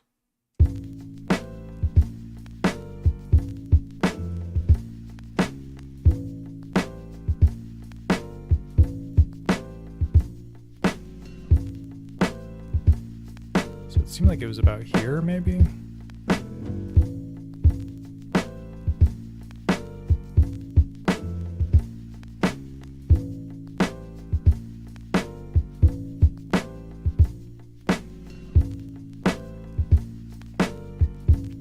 Still a little off, but I think that works.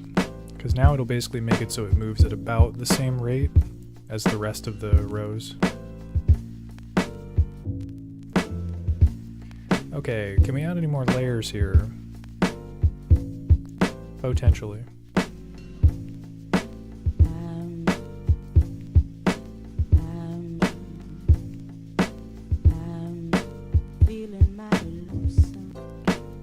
I feel like a horn might sound sick.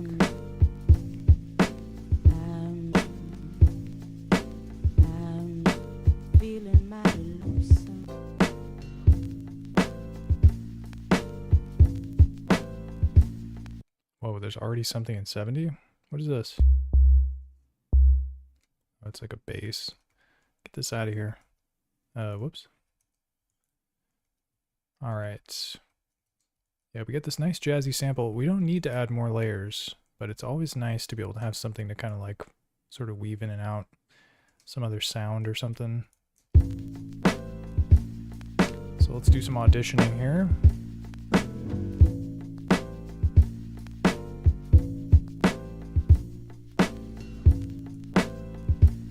And yeah, let's try horns first.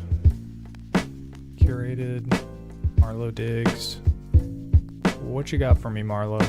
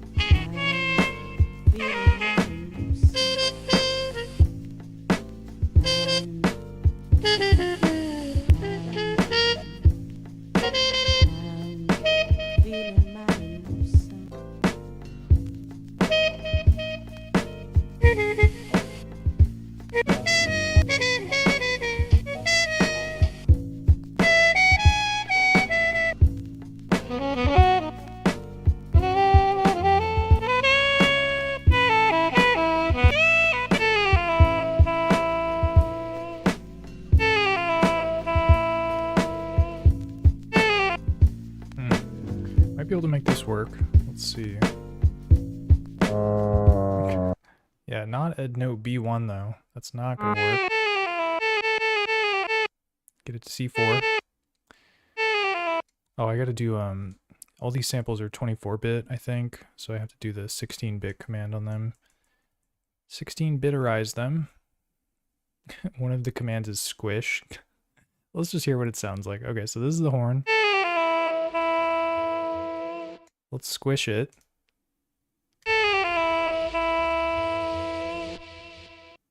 Kind of sounds the same.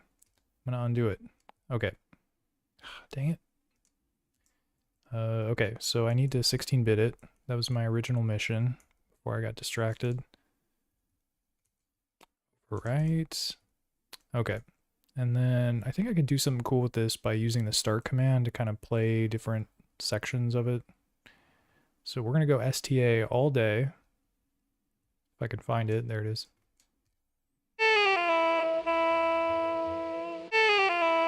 So what this allows you to do is you can have the note play from a certain point in the sample without needing to chop it.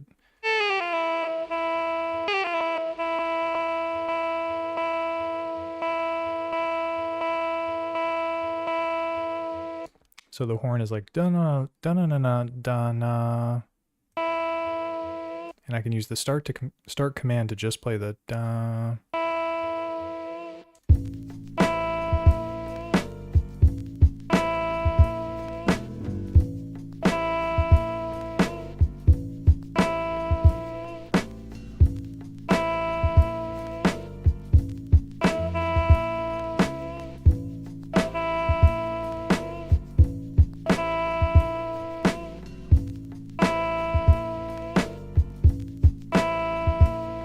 Gonna put some attack on there too.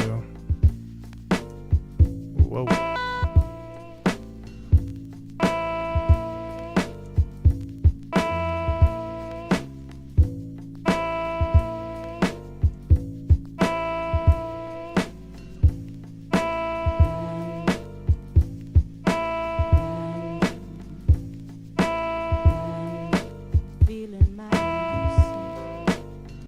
All right. I gotta not have the vocalist play because it's gonna distract me. So I'm gonna move this down. Oh man, there's probably a way more efficient way to do this, but this is the life we're living right now. Okay, so let's try to create a horn section here that's not super duper repetitive and sounds interesting.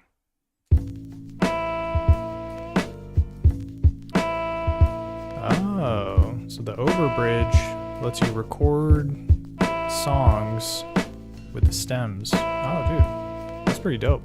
I'm gonna do it.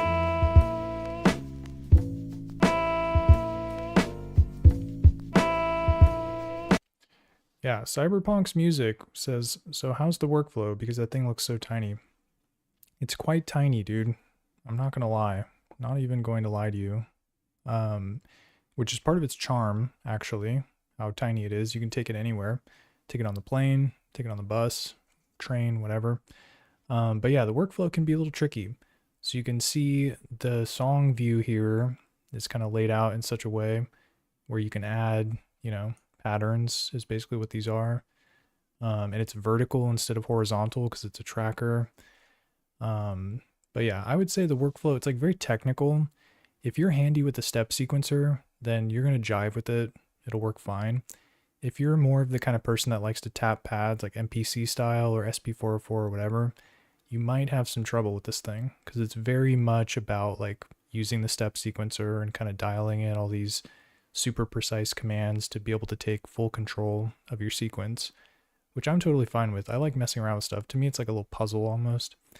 But I could see how some people might look at this and be like, ugh, like where are the buttons that I can press to just like play sounds or whatever. So yeah, not for everyone, but it is fun.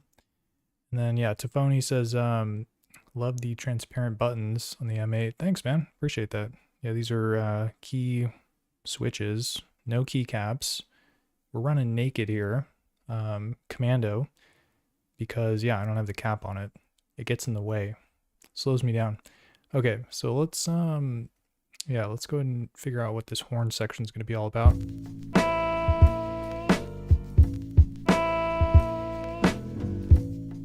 Probably have it play every other bar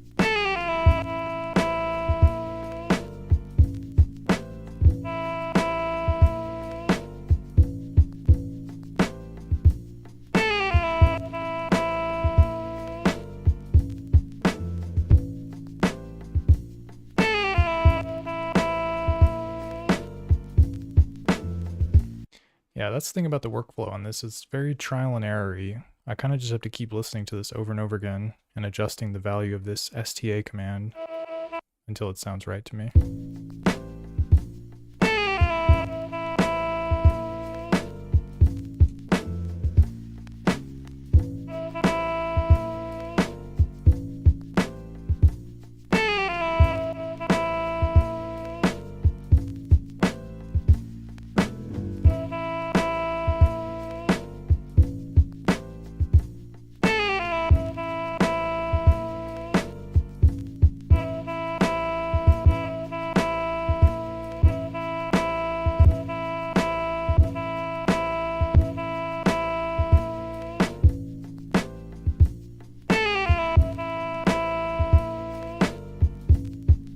Not bad.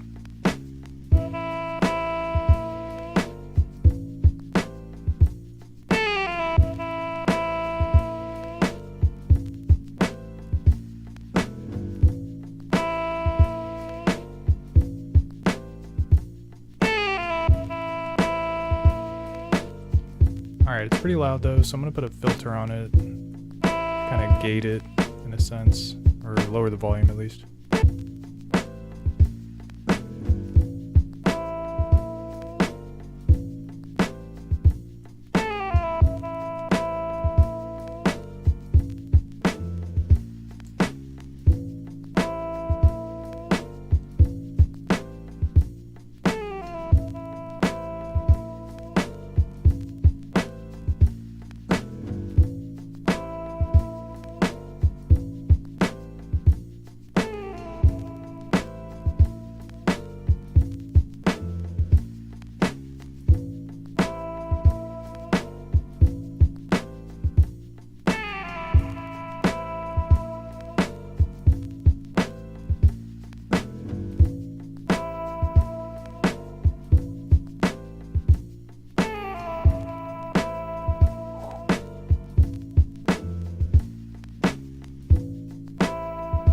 When in doubt, sprinkle a little degrade on there, dude.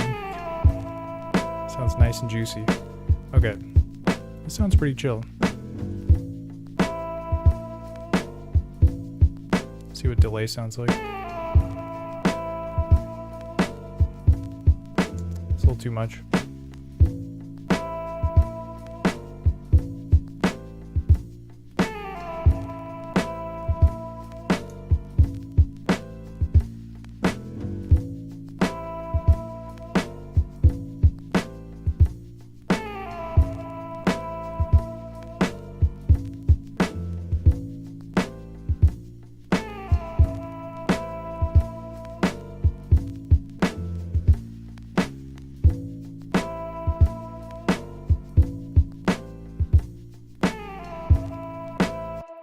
Okay, so the horn section sounds pretty chill, and my plan with this is to bring it in a little bit later in the beat, so it's not like front and center, but it kind of like, as the beat's evolving, it comes in probably in the second, because right now I have this like section looping, so I have 10 and 13, 10 and 13, and then 11, 11 is when the vocalist comes in. So I think I'll take this off of the first two so that it comes in on the third and fourth bar. And then the vocalist, I don't even know if it can play with the vocalist, so I'm just going to take it out and then bring it back, I guess. So let's hear from the beginning.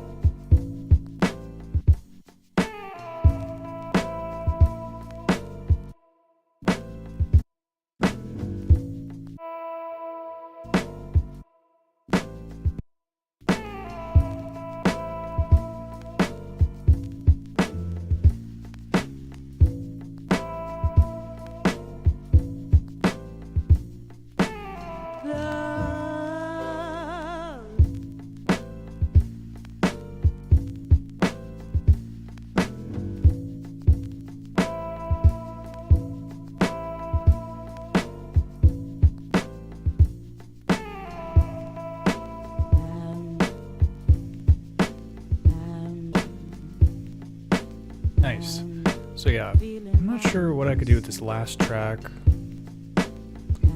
because I have pretty good percussion in here. There's like the shaker and then the kit. I just added this horn.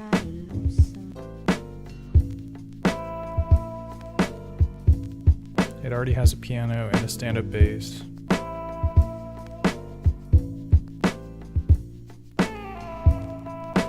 Yeah, I don't think you have to fill it all the way to the top.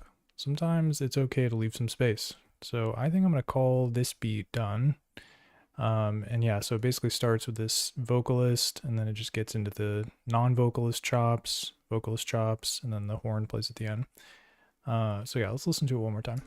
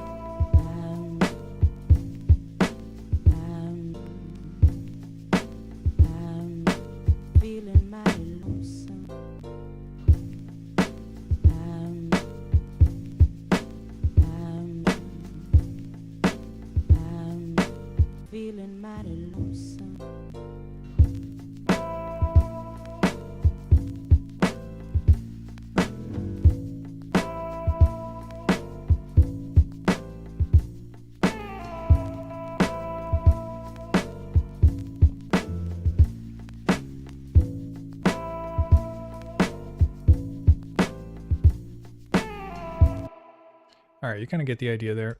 So let me save that. I'm calling that one Beat 01. So nobody take that name for that song because it's mine. All right, so let's see what else we got here. So that was 1. We listened to 6 already. This one, I feel like could use a little work, but I don't know if I want to put the work in on it.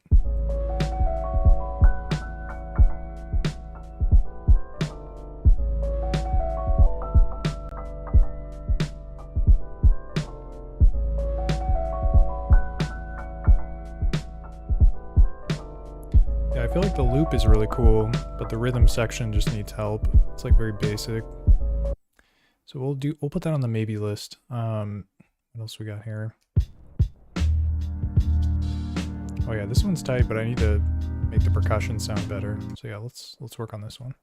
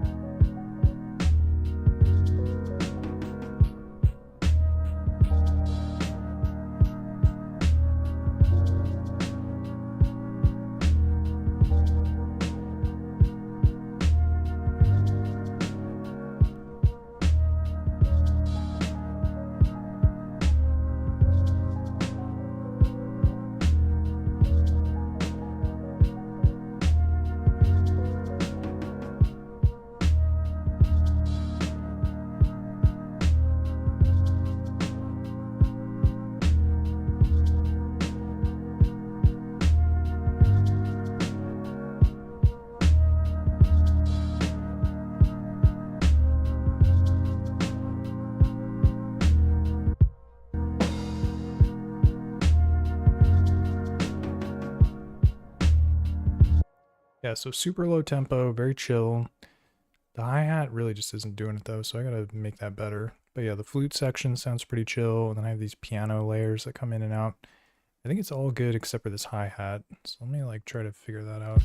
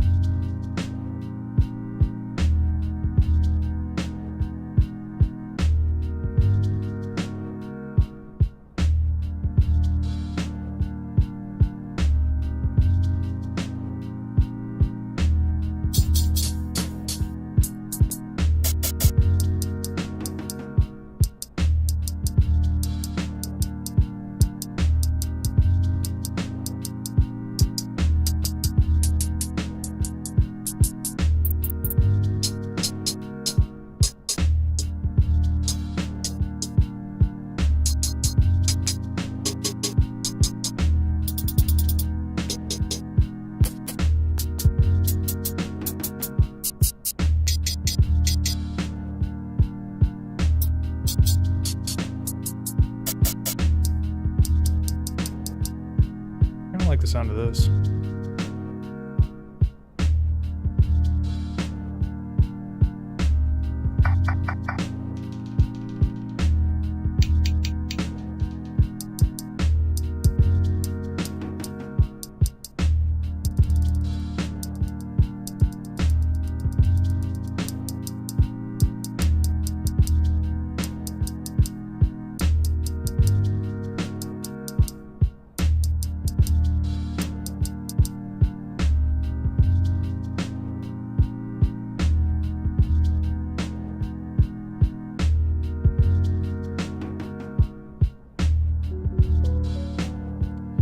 What the heck? Did I just edit the wrong? Oh man. Okay, hold on a sec. Where is this hi-hat? Instrument 1, 2. You know how we do. And then I just need to increase the attack, decay, sustain, release. Yeah, I'm not sure how I'm going to record this in, but I will figure it out.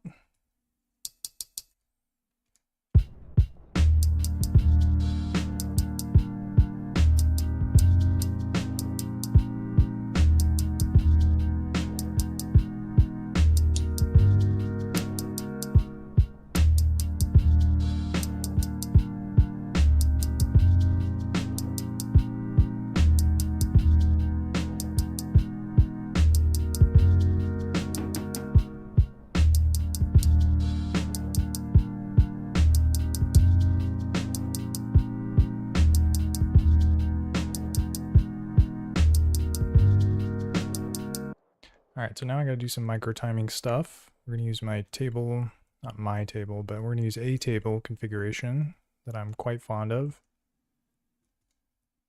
And let's see here. THO, don't you know?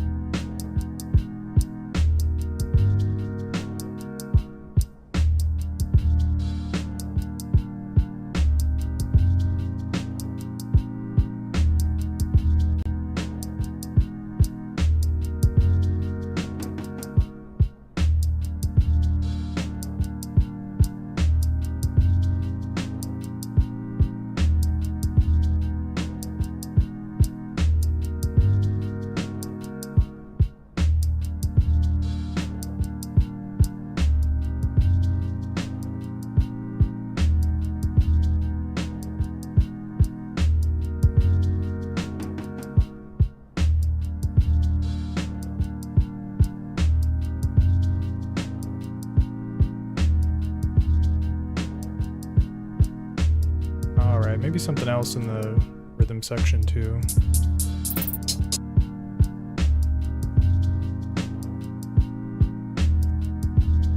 There's always some weird stuff in this folder. Let's see if I can find some.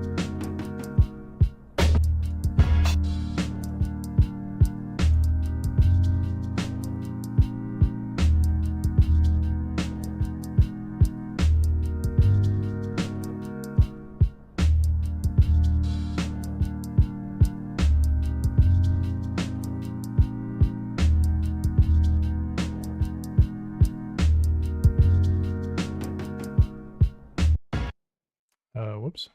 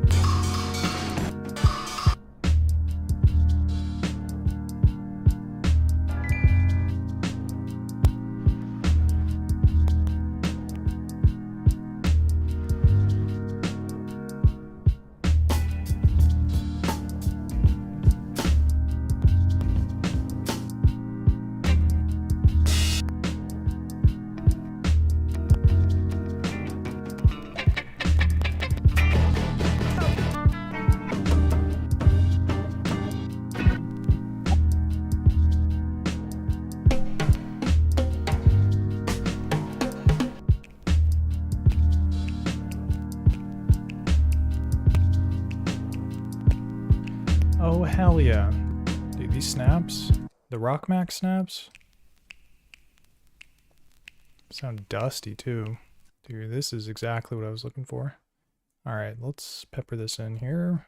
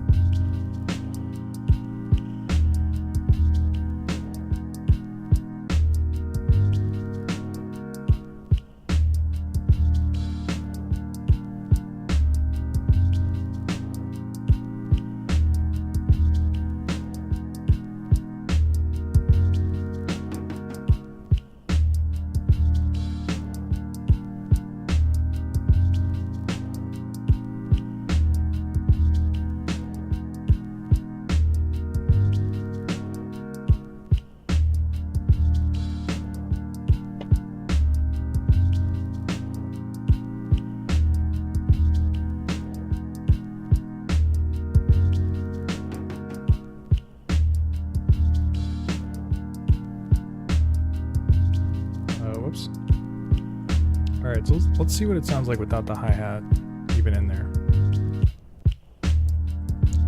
Whoops.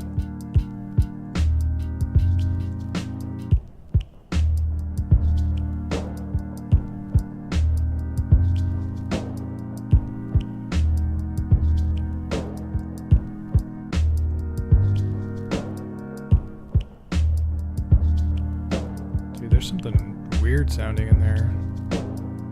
Sounds like a drum break that's like filtered.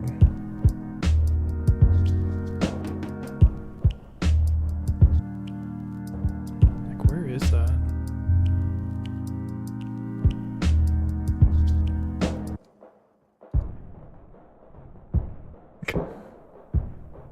This is just like a layer that I added. Like, what the heck? Sounds kind of sick.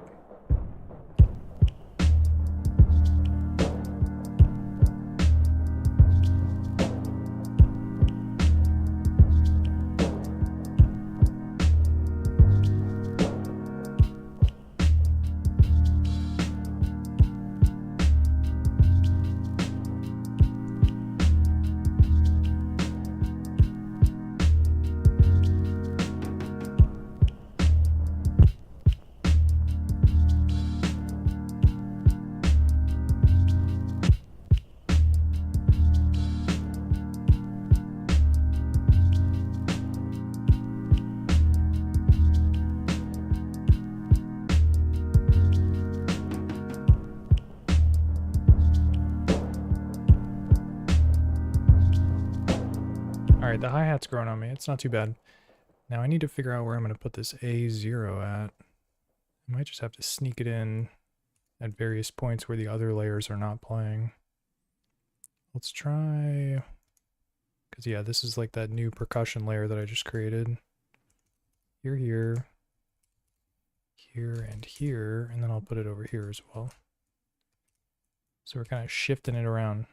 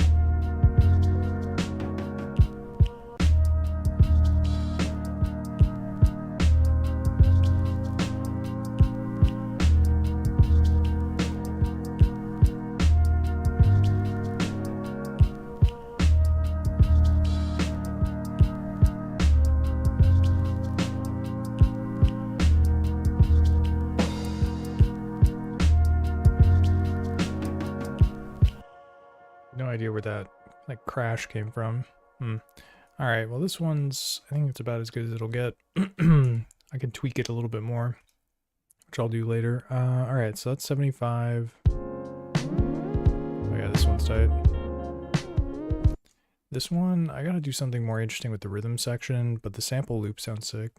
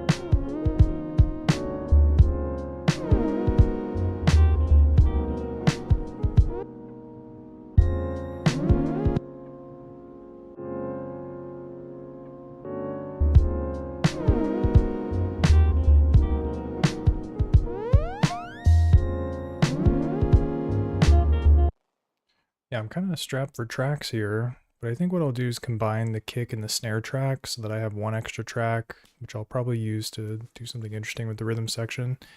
All right, so where is the kick drum? This is the snare, which is on 4.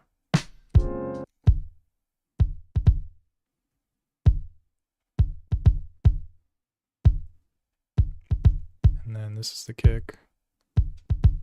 51, 52, 40, 40. Okay.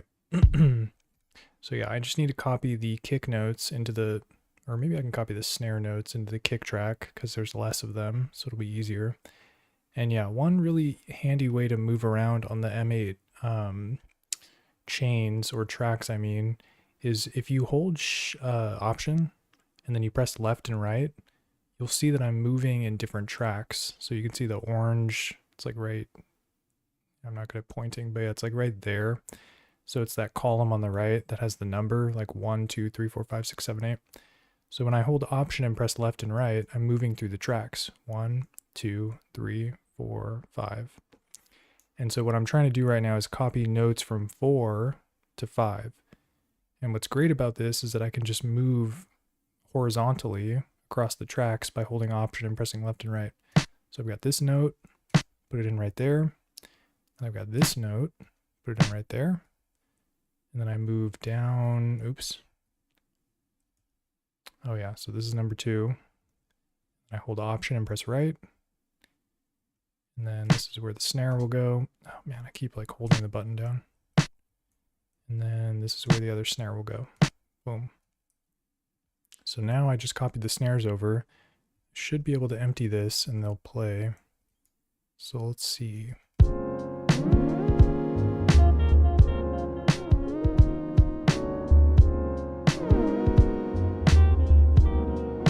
Nice. So I just got myself an extra track, which I can use to, like I was saying, I want to do something interesting with the rhythm section. So let me see if I can find like a drum break or something.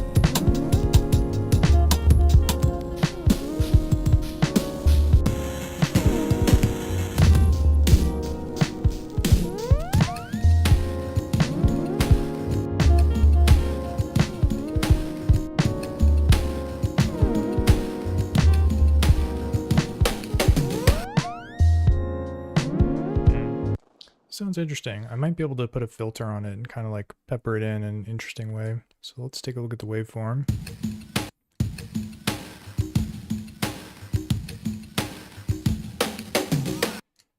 All right, so we got 8 counts there. So I think I can do 16 probably. Let's see what this looks like.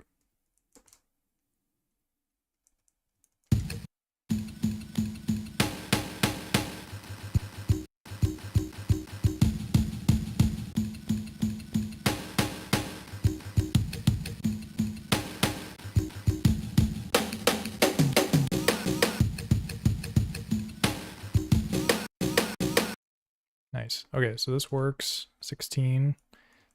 Set it to slice 0 and file. And then from here, I'm just going to put some notes in and see if it plays in time. Pretty sure it's the correct tempo, but it doesn't hurt to check.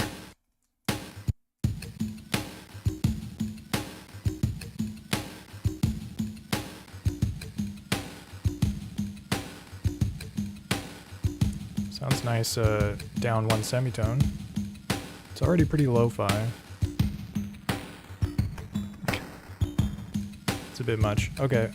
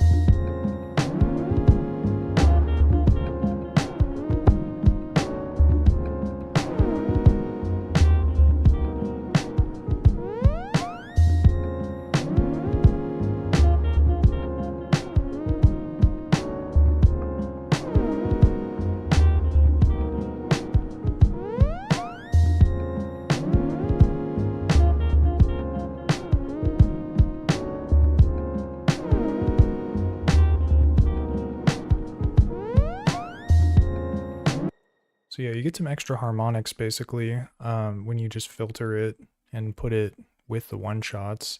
Although I could do, since I sliced it, I could do some different sample chops. In fact, I was messing around with this earlier. Let me see if I remember how to do this. So you do slice, SLI, and then this is slice 2, which is slice number 1. It's confusing, but that's how it works. And then you do R and L. And this can randomize the slice basically, so it'll play like a different chop at this point. Here, let me just loop it to see if it's working.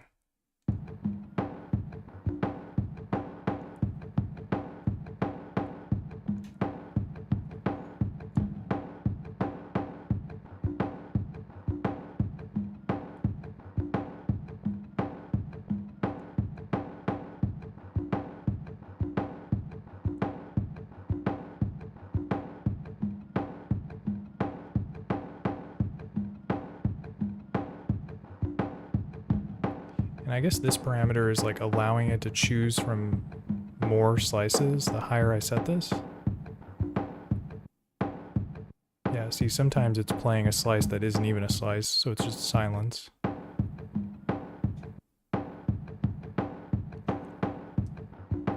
Yeah, so this is kind of a cheap way to get like a variety a little bit. So let's do that on like one more note. What slice is this? This is F, which I think is 6, right? 1, 2, 3, 4, 5, 6. Yep. Or it'd be slice 5. Oh, and then I just do R and L.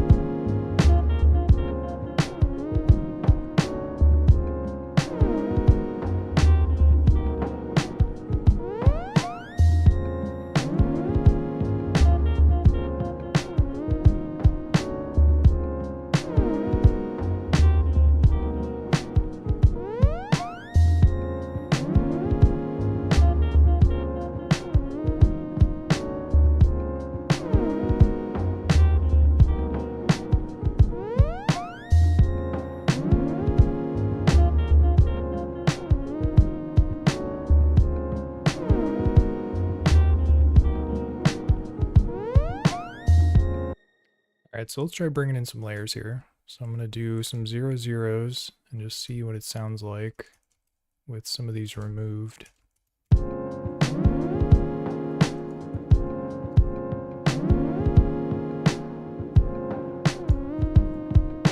Should probably like figure out what these tracks are. So this is the synth sound, I guess.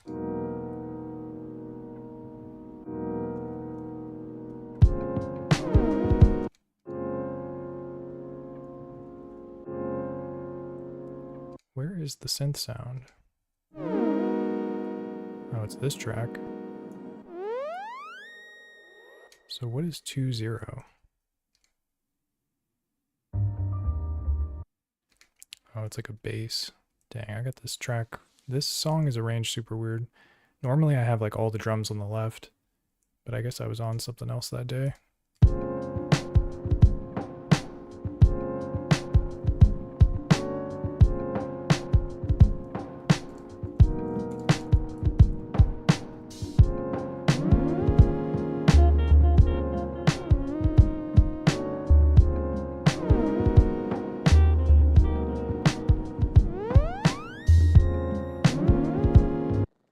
And then 70 is the bass, but 20 is like also kind of the bass.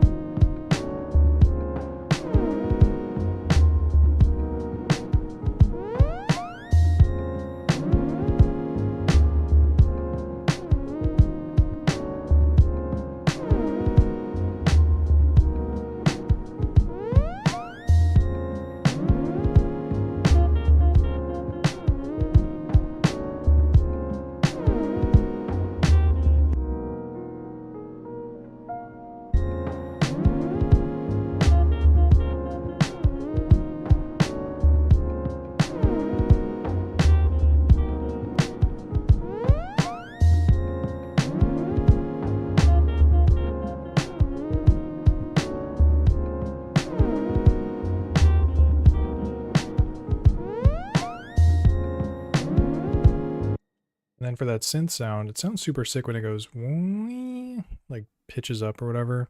But I kind of want to bring that in every other 4 bars so it's not so like repetitive.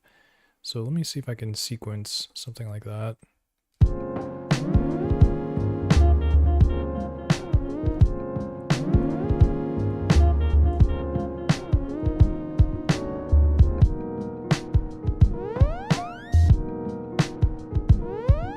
Oh, bro, it's number 2.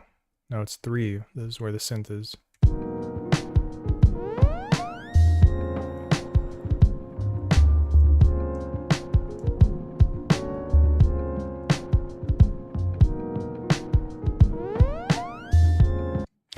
Dude, it sounds weird.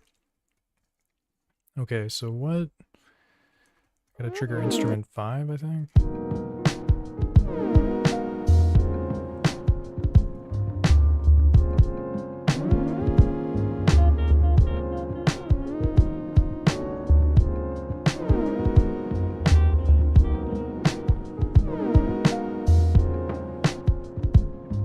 Let me try instrument 7.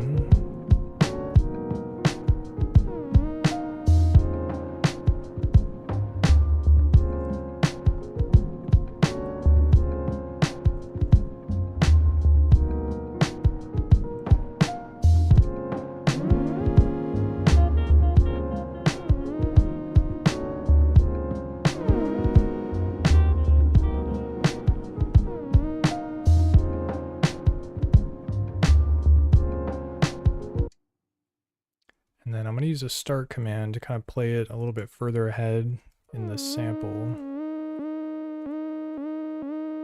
Maybe something like that.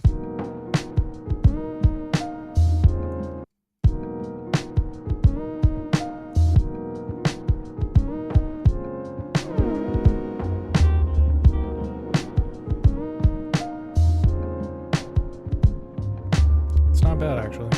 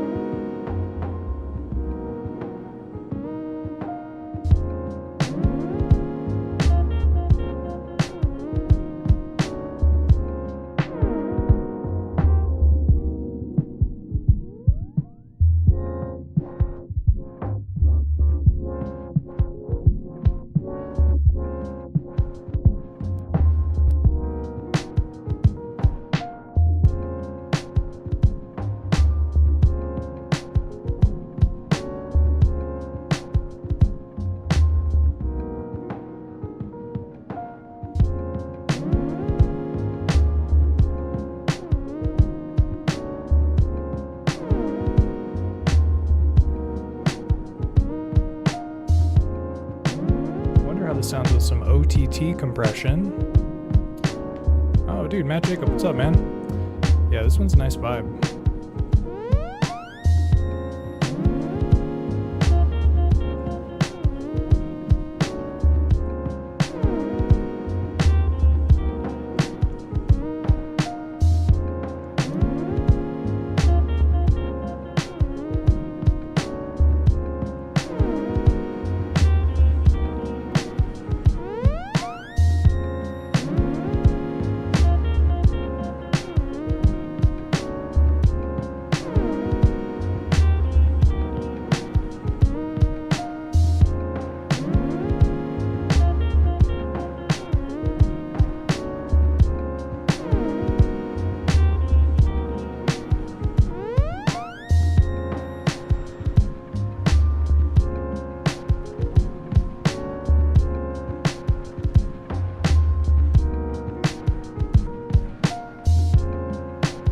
Alright, I can dig it.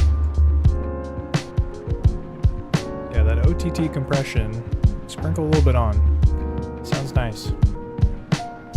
Can really bring out certain sounds in a way that doesn't take forever. Okay, so we've got beat 2, and then beat 1 I just played.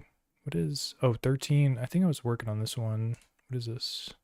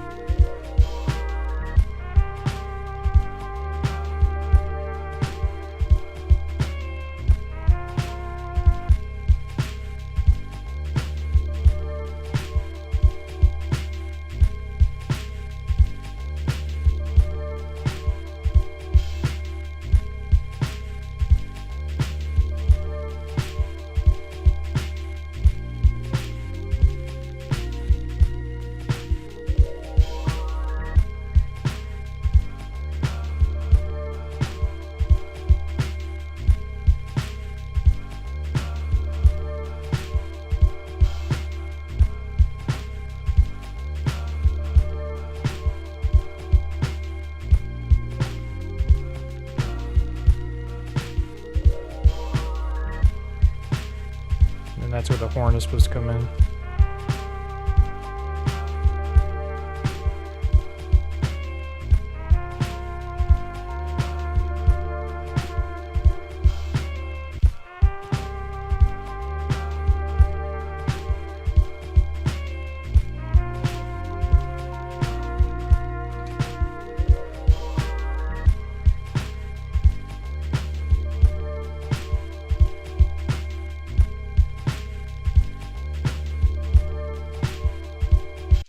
Yeah, so with this one, there's like hella sample chops that I didn't even use. Yeah, I think it's just triggering G1 over and over again, and then there's like maybe one other one. G1, where's the other one? This one?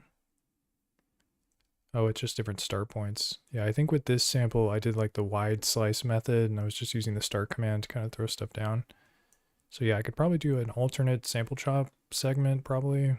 Yeah, let me copy this down. Okay.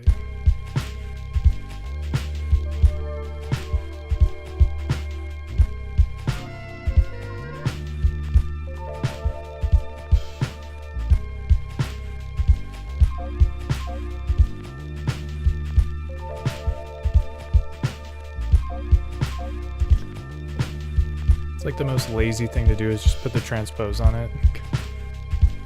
I'll get to work on this. Okay, so let's copy this. 12. Copy this. I don't even know what this is. Oh, they're all... Oh, man, I really jacked things up here. Forgive me, Father, for I've sinned. Okay, what do we got here?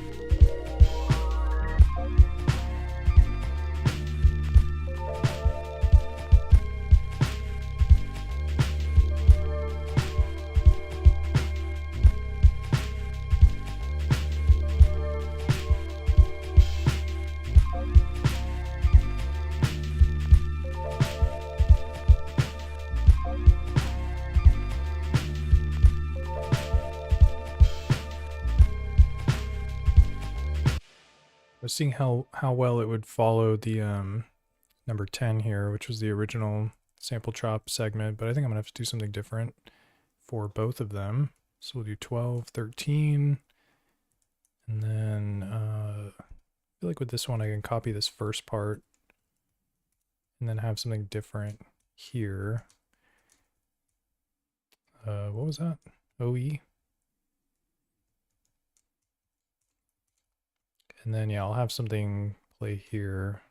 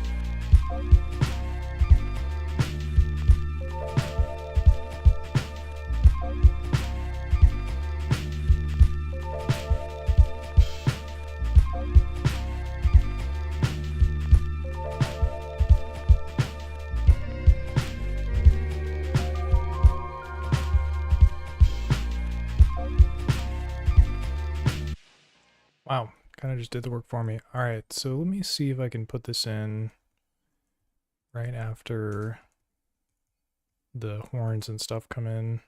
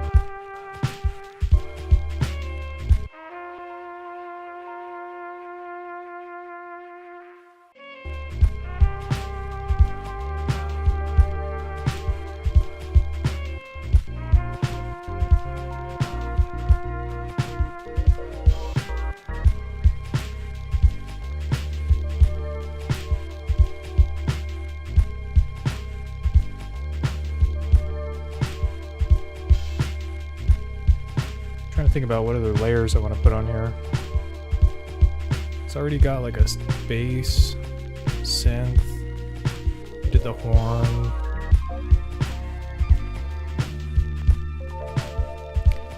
Maybe like an electric guitar or something.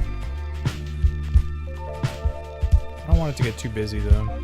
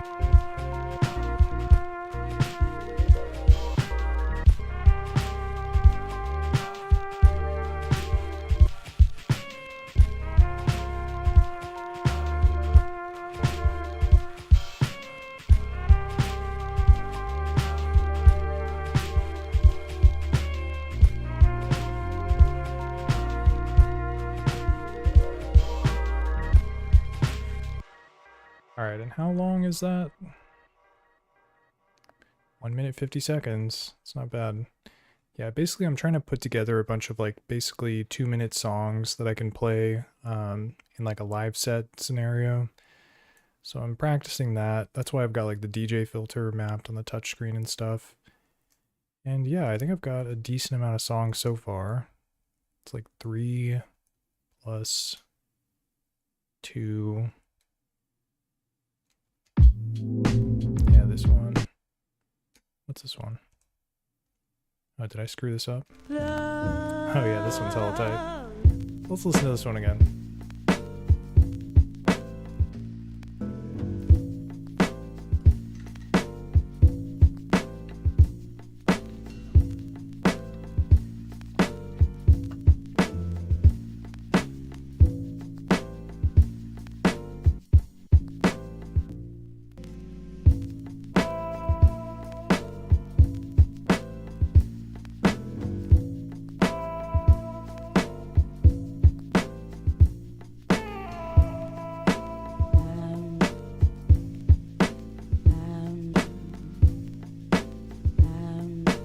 Feeling mighty lonesome.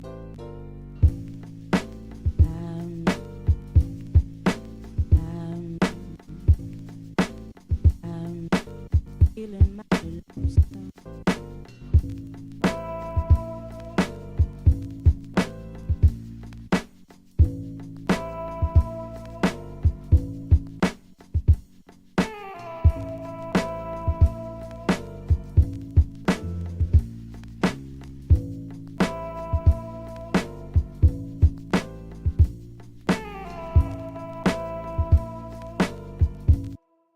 Alright, so that was that one.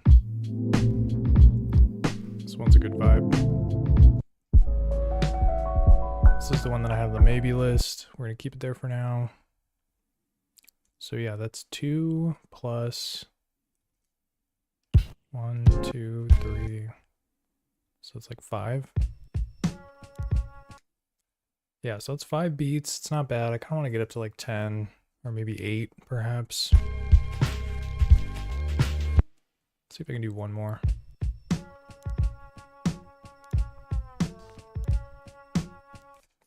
It's like, what's that?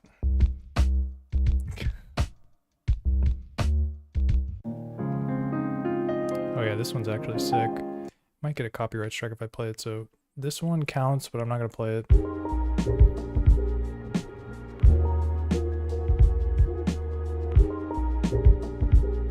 This has some nice drums.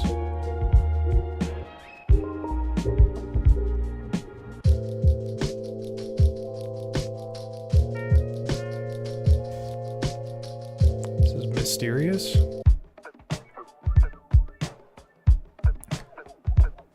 No idea what that is. Okay, let me try and work on this one. I feel like there's some potential here.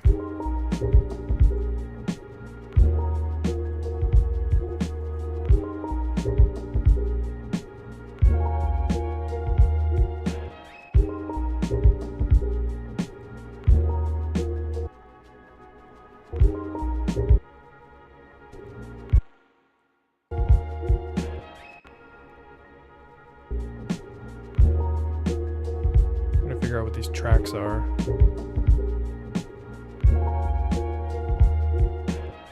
So snare, kick,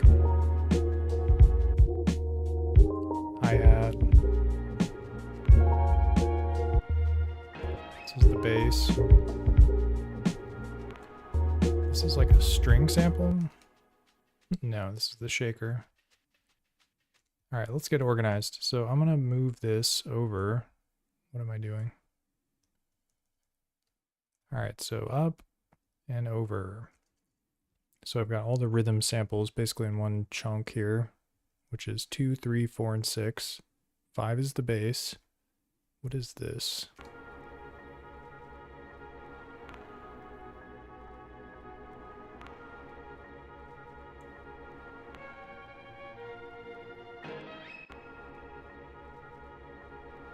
Some like weird string. Okay, I like it.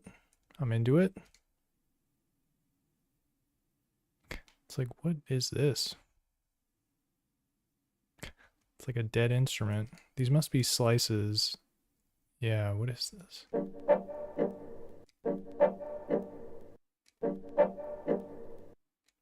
Dude, that horn sounds weird. I'm gonna scrap it. Let's get it out of here. Because yeah, I must have forgot to save the slices or something. But it's all good. Okay, so now we got a free track. So I can potentially add one more layer here.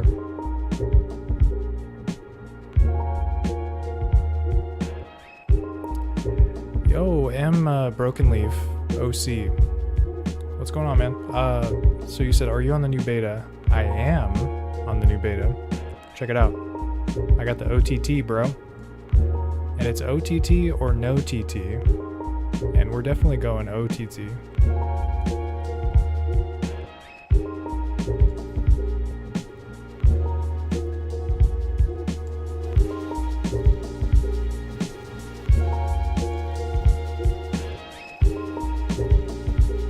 Yeah, this thing sounds dope.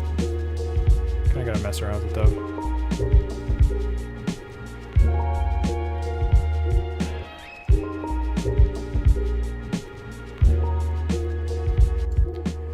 Yeah, I'll add that at the end once I've got all the layers in. But yeah, dude, that OTT, that thing is dope, man. It's it can make those drums get nice and compressed. Makes your tracks slap. But yeah, you're saying you missed the update session. Oh, you mean like the live stream where they talk about the changes? Yeah, there's not too much. They added the OTT, and then they also did the there's like a new MFX thing, which is not multi-effects, it's modulation effects. So it's this thing. Basically, they like split out the chorus effect. So now you can do like flanger and something else. Chorus, phaser, and flanger. So that's another big one. And then I think there's like an autosave feature too. Pretty sure that's it though. Possibly one more feature that I can't think of.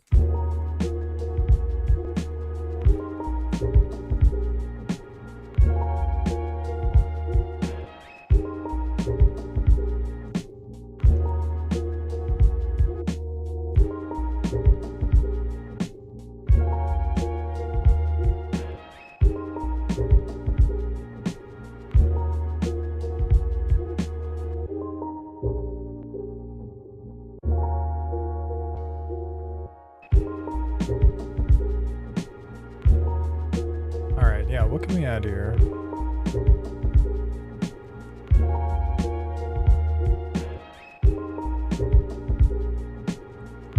Maybe like a guitar or something?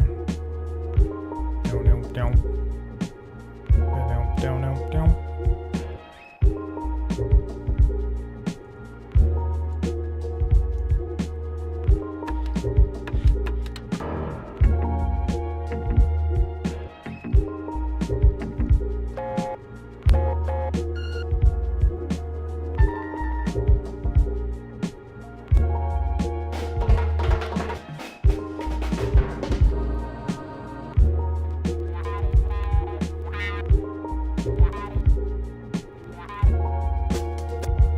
Not quite the vibe.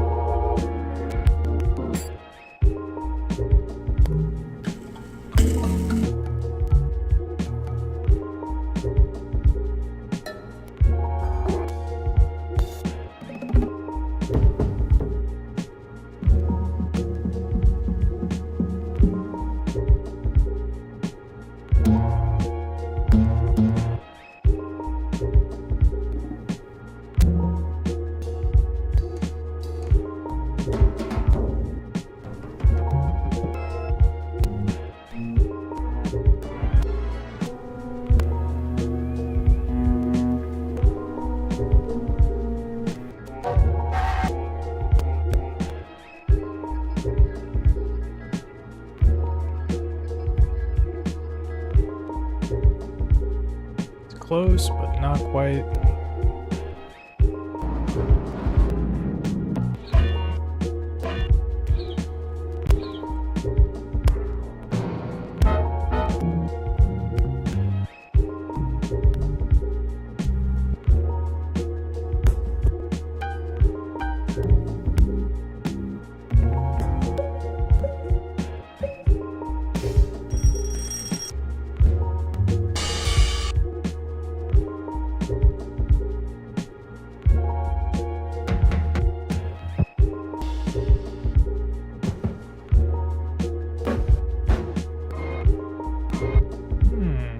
Need to organize these samples better. It's too bad you can't control F guitar.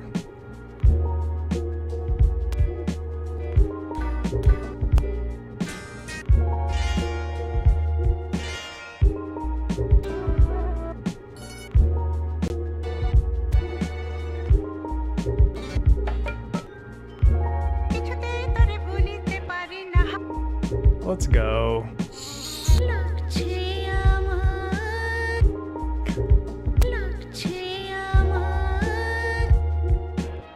Sounds tight, but not today.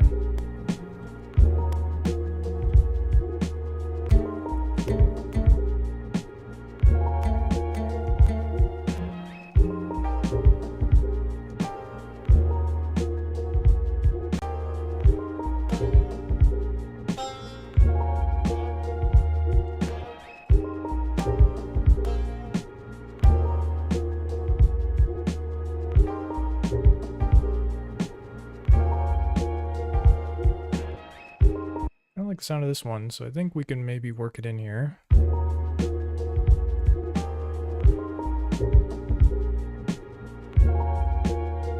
Whoa. Didn't realize that these were all set up like this. Okay, so let me do 81.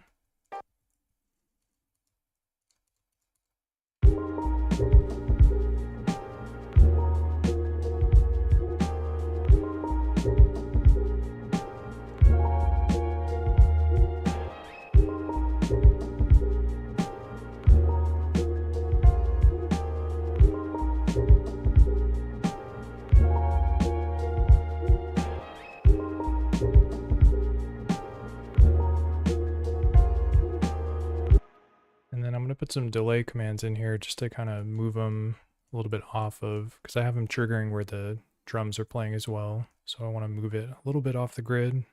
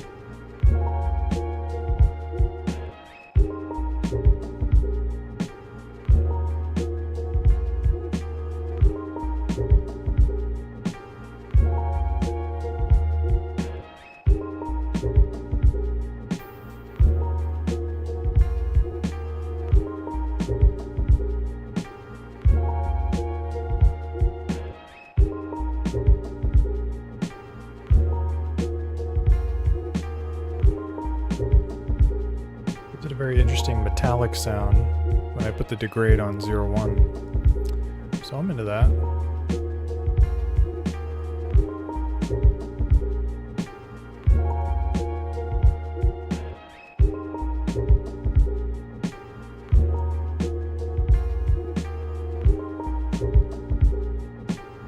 I gotta make sure all these are 4 phrases long, which they are not.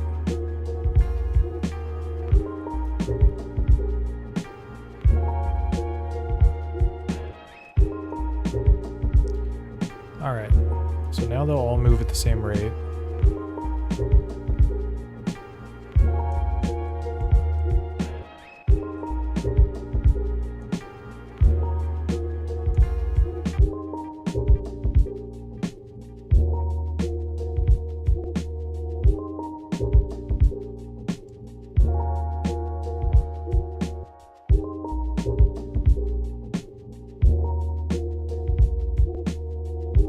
This is the bass, so I want to keep this in.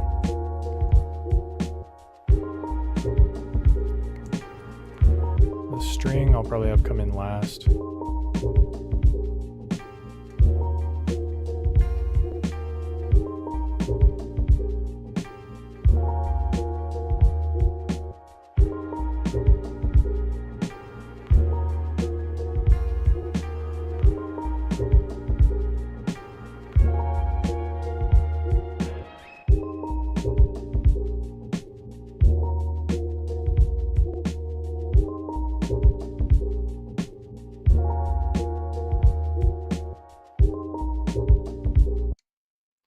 How long is this? 1 minute 16? Oh man, kind of wanted it to be 2 minutes.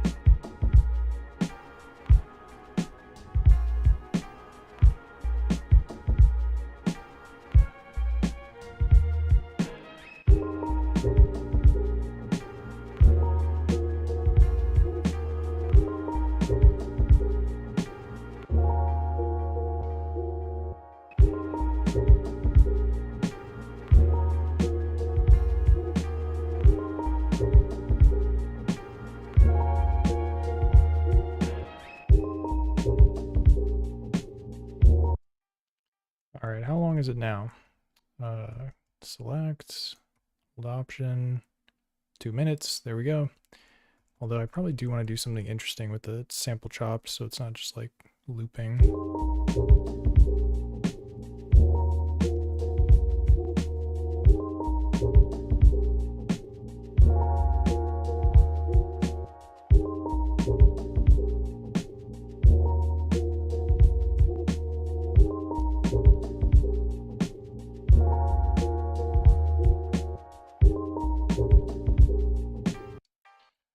Alright, so I'm going to copy this and move it to the bottom so we can kind of play around with it.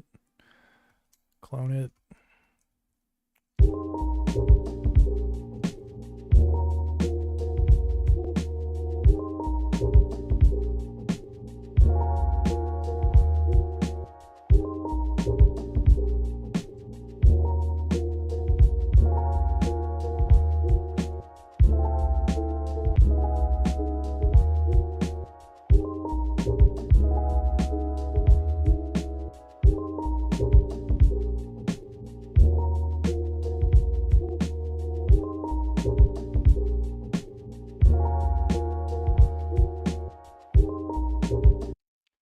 Let's see how that loops. So we're going to play it. So basically I just pitched it down on this last phrase.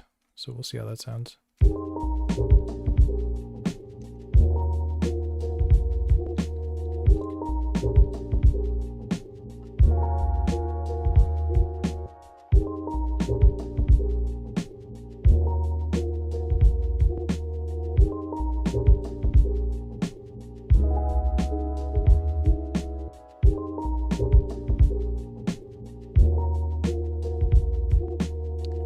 too bad.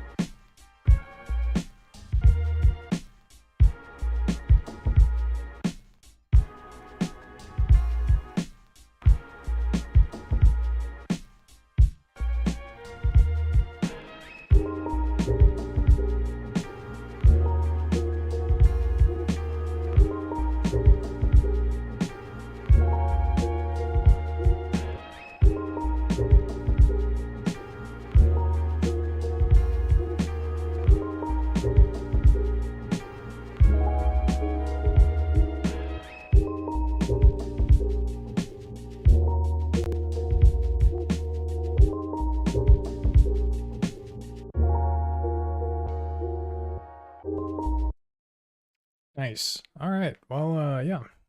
Touched up a couple beats. I think I've got maybe like 6 now, or possibly 7.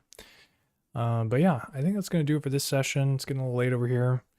Your boy's hungry. Gotta eat some dinner. But yeah, just want to say thanks everyone for rocking out with me, sticking around, checking out the stream. Big shout out to all the people blowing up the chat. B Jammin, Samurai Chill, Gigi, Gat Earthrid, M Broken Leaf OC, and everyone else. Y'all are the best. So yeah, hope to catch you on the next one. But until then, peace.